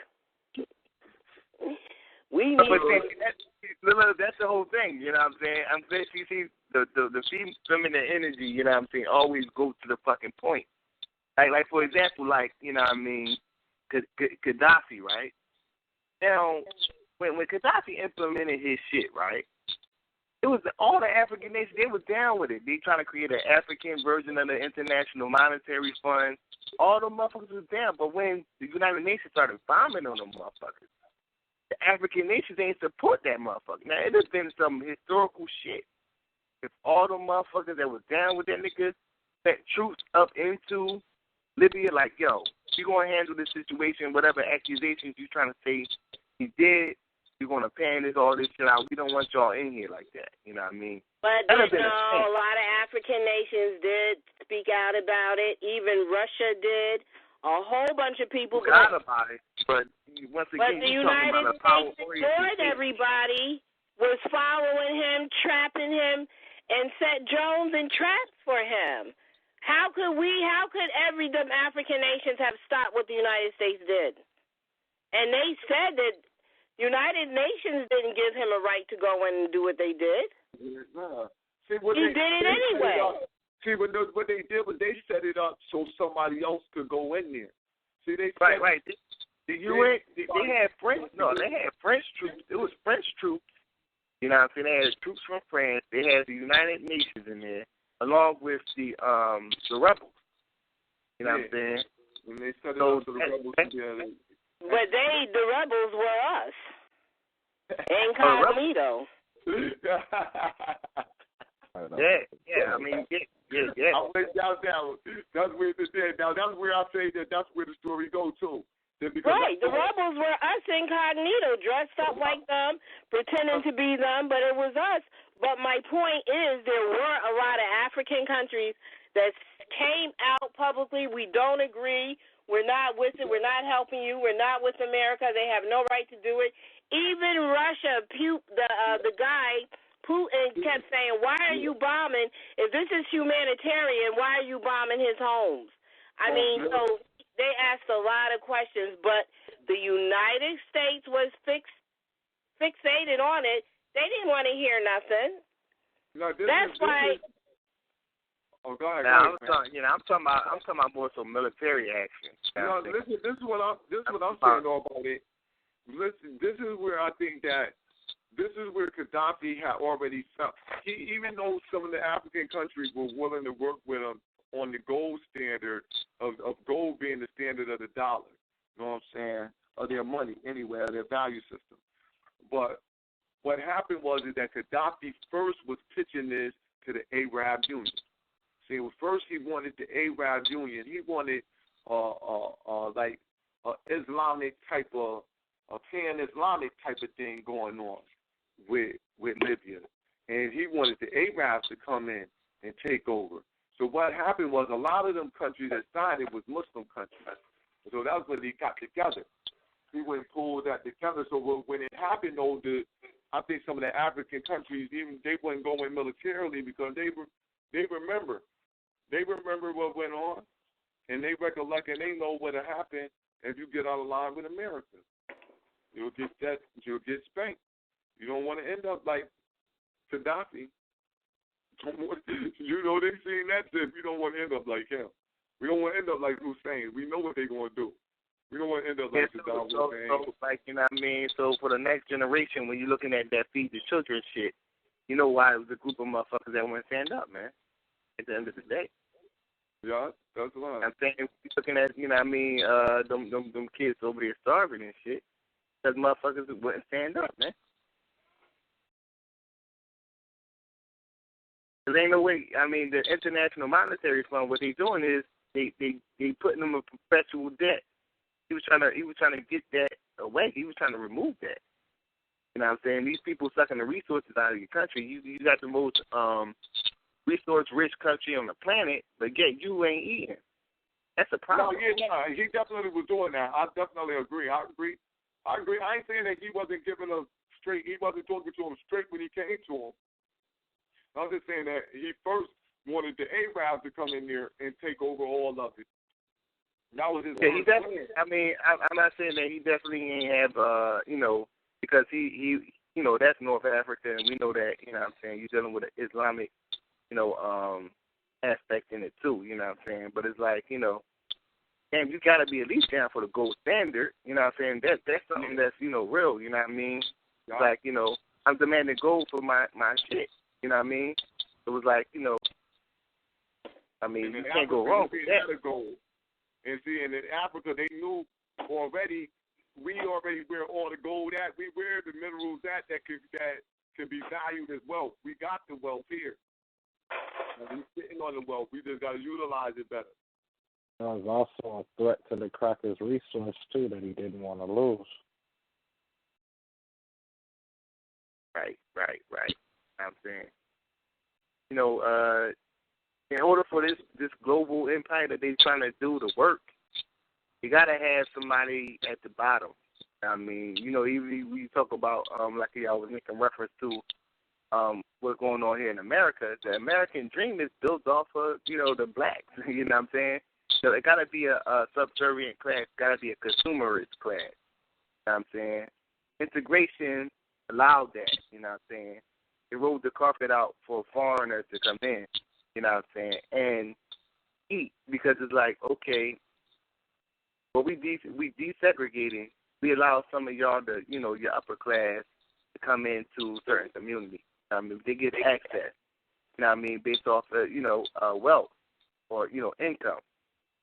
So instead of us, still staying in our communities, that gave us leeway to begin to compete with each other instead of working together, because it's like when we get money, we turn on each other. You know what I'm saying? Because the first thing we do is we move out the community. You know what I'm saying? We move out our communities. You know what I'm saying? We buy things that the average person in our community, I mean, look at the rap videos, for example. You know what I'm saying? A person that is respected is a person that has things, Eurocentric things. What far as the Eurocentric clothes, you know what I'm saying, or the cars, you know what I'm saying. Those are the people that's making it. You know what I'm saying. Those are the people that's respected. So it's like, this is the type of consumerist mindset that came as a result of integration. You know what I mean? We don't work together. We work against each other now, because it's all about your bread and butter. You know what I mean? So this is what we're dealing with. Our mindset got to change. You know what I'm saying? They can't get around that shit. You know what I mean? Our mindset got to change. You know what I mean? And so, Okay, we've identified the problem. What are the steps that it takes to make our mindset change as a whole? Stop watching BET and MTV. What do you do? No, hold on one second. We're getting into the hour. We're gonna be going down in about the next 5 minutes. But before we go down, I want everybody to express their lives, thought, and everything. And as you were saying, you asking the question, so you might as well give a solution. Everybody give a little solution, and make sure your feet stay on the ground, so I don't have to cut that cord. So we can go around to we can start one at a time. We go ahead, brother. Solar Mind, go ahead, set us off. Yeah, I think that what we're doing now is a start. I think that the people that's talking on phone right now, we need to be active in the community. We need to show the alternatives. You know what I mean? Because, despite of what's on BET, people know their reality. You know what I'm saying? You can look at 100 videos, but at the end of the day, you know what I'm saying, you ain't got no money. You looking for a job. You know what I'm saying? So that'll be reality. If somebody, it's just a face out there, even if you're out there selling some conscious disease, you know what I'm saying? Because really, at this point, you're trying to wake up the people. You know what I'm saying? Because all the stuff that we talked about earlier, it ain't going to work if the people ain't woke up. You know what I'm saying? They just going to be, they dead. And when we say dead, we use it in the metaphoric sense, but they dead in the literal sense in a way, too. Because it's like, when things go down, it will just look. They're not going to do anything. You know what I'm saying? So it's like, just be that alternative. You know what I'm saying, at the time, and try to, show the youth mainly. You know what I mean? Show the youth that you don't have to do things that way. You know what I'm saying? Give them information, let them be aware of what's going on around them, how things are changing. And then, people want to start looking at you in a respectful way. Then they will begin to listen to you. Then from that, you grow into doing things. You know what I'm saying? No doubt. Peace. Go ahead, we like to, you know what I'm saying? You still on the line? Yeah, I'm still here. All right, go ahead. You can do your last thoughts, brother. Absolutely. I'll say this, I appreciate a forum like this to be able to speak freely and hear other intellectual individuals with consciousness speak about the ailment and about some issues that are very relevant, especially in today's headlines, and some different perspectives that kind of keep me grounded. I definitely appreciate having the opportunity to speak my mind and my heart and, hear some feedback, and this is a great forum. Now, for answers and solutions, I do believe that we have to look in a more trusting manner towards each other and read the fine lines. Everything is defined in books, and get this knowledge and then pass on what you have to the youth. Exactly what the young gentleman just said, to be able to have a perspective to give these kids other than the reality that we face. And, it's real out here, and to protect our own and to protect our families and those that we love. Go ahead, brother. Hey, Ro.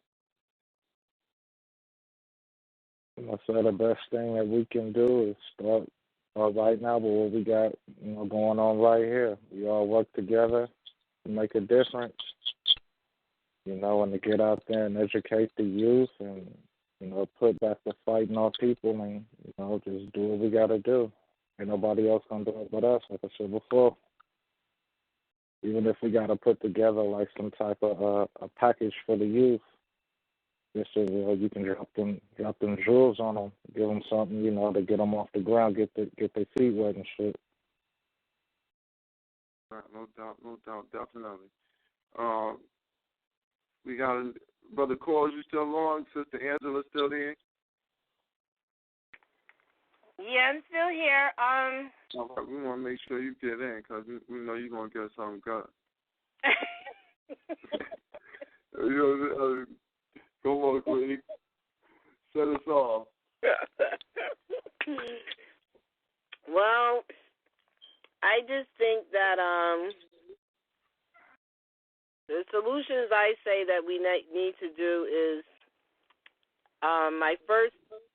I think we need to separate, but I know that's a big controversy, and I think that if you can take your children out of the school system where the brainwash continues and they really teach them to hate themselves, that would be a start, because I can only imagine if we had a little generation of youth coming up now who are fed African culture, African thinking, consciousness, and they will have no fear of the white man. But if they stay in these schools, they're going to be scared of them because they teach them that, we're going to treat you bad and treat the white kids good. You're going to have to be subservient to them. So all this brainwashing continues. The reason we're so laid back and sit back and scared of the white man is because we went through their school system. And so I would say that one of our solutions is getting our kids out of the school, starting with that. And if you can't take them out, then you damn sure better be teaching them at home all the Africanness that you can. But you just keep in mind, I don't care how good of a parent you are, how doting of a parent you are on your child. If you send your kid to me 5 days a week, 6 hours a day, I can fuck them up. I don't care how good you are. I can. So we're going to have to recognize it is what it is. And we're going to have to remove our kids, because even if we can't change the mindset of the people now, imagine if we're growing our youth and building, those are our soldiers, with a mindset completely different than what we have seen for us black people in 1,000 years, 500 years, 600 years, in a long time. So I would say, start at home. Definitely start at home. Start at home. Start at home, and like I said, and like the brother said earlier, I think some things that we can do start immediately is that if you want to invest $2 out of your week. You know what I mean? $8 a month. Find some type of school that's an African school that's that you can look through, that's Pan-African, all African curriculum, and donate to where at least you see babies that's your babies getting some type of education. You know what I'm saying? And help along in those type of manners. I'm saying, do some type of humanitarian work with a couple pennies. Another thing is come back. Come back to the show. We're gonna do a couple workshops on, like the Queen said, on homeschooling. She must have took the thought out of my mind. But we're gonna do some workshops on homeschooling on this show. Try to make sure everybody on their computer so that we can put some links in there to different curriculum and stuff like that. But if not, we'll make sure that if you want the curriculum, we'll be able to get it to you, whatever is being dropped in. But that's what I'll say that we need to do. We need to just make sure that we stand fast on moving forward. Think ahead. You know what I'm saying? Look back in the history to know where you at now, but we need to be thinking ahead, because we still worried about what went on we worried about what went on in 1900 BCE, and the cracker worried about what he's going to be doing in 2060. 2063, 2080. He worried about that type of time, and we going back.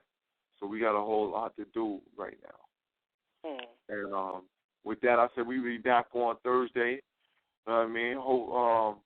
We'll be hooking up another show for Thursday, and we'll be working it to Kwanzaa and seeing exactly, is Kwanzaa something really for black people, where it comes from, the origins of Kwanzaa.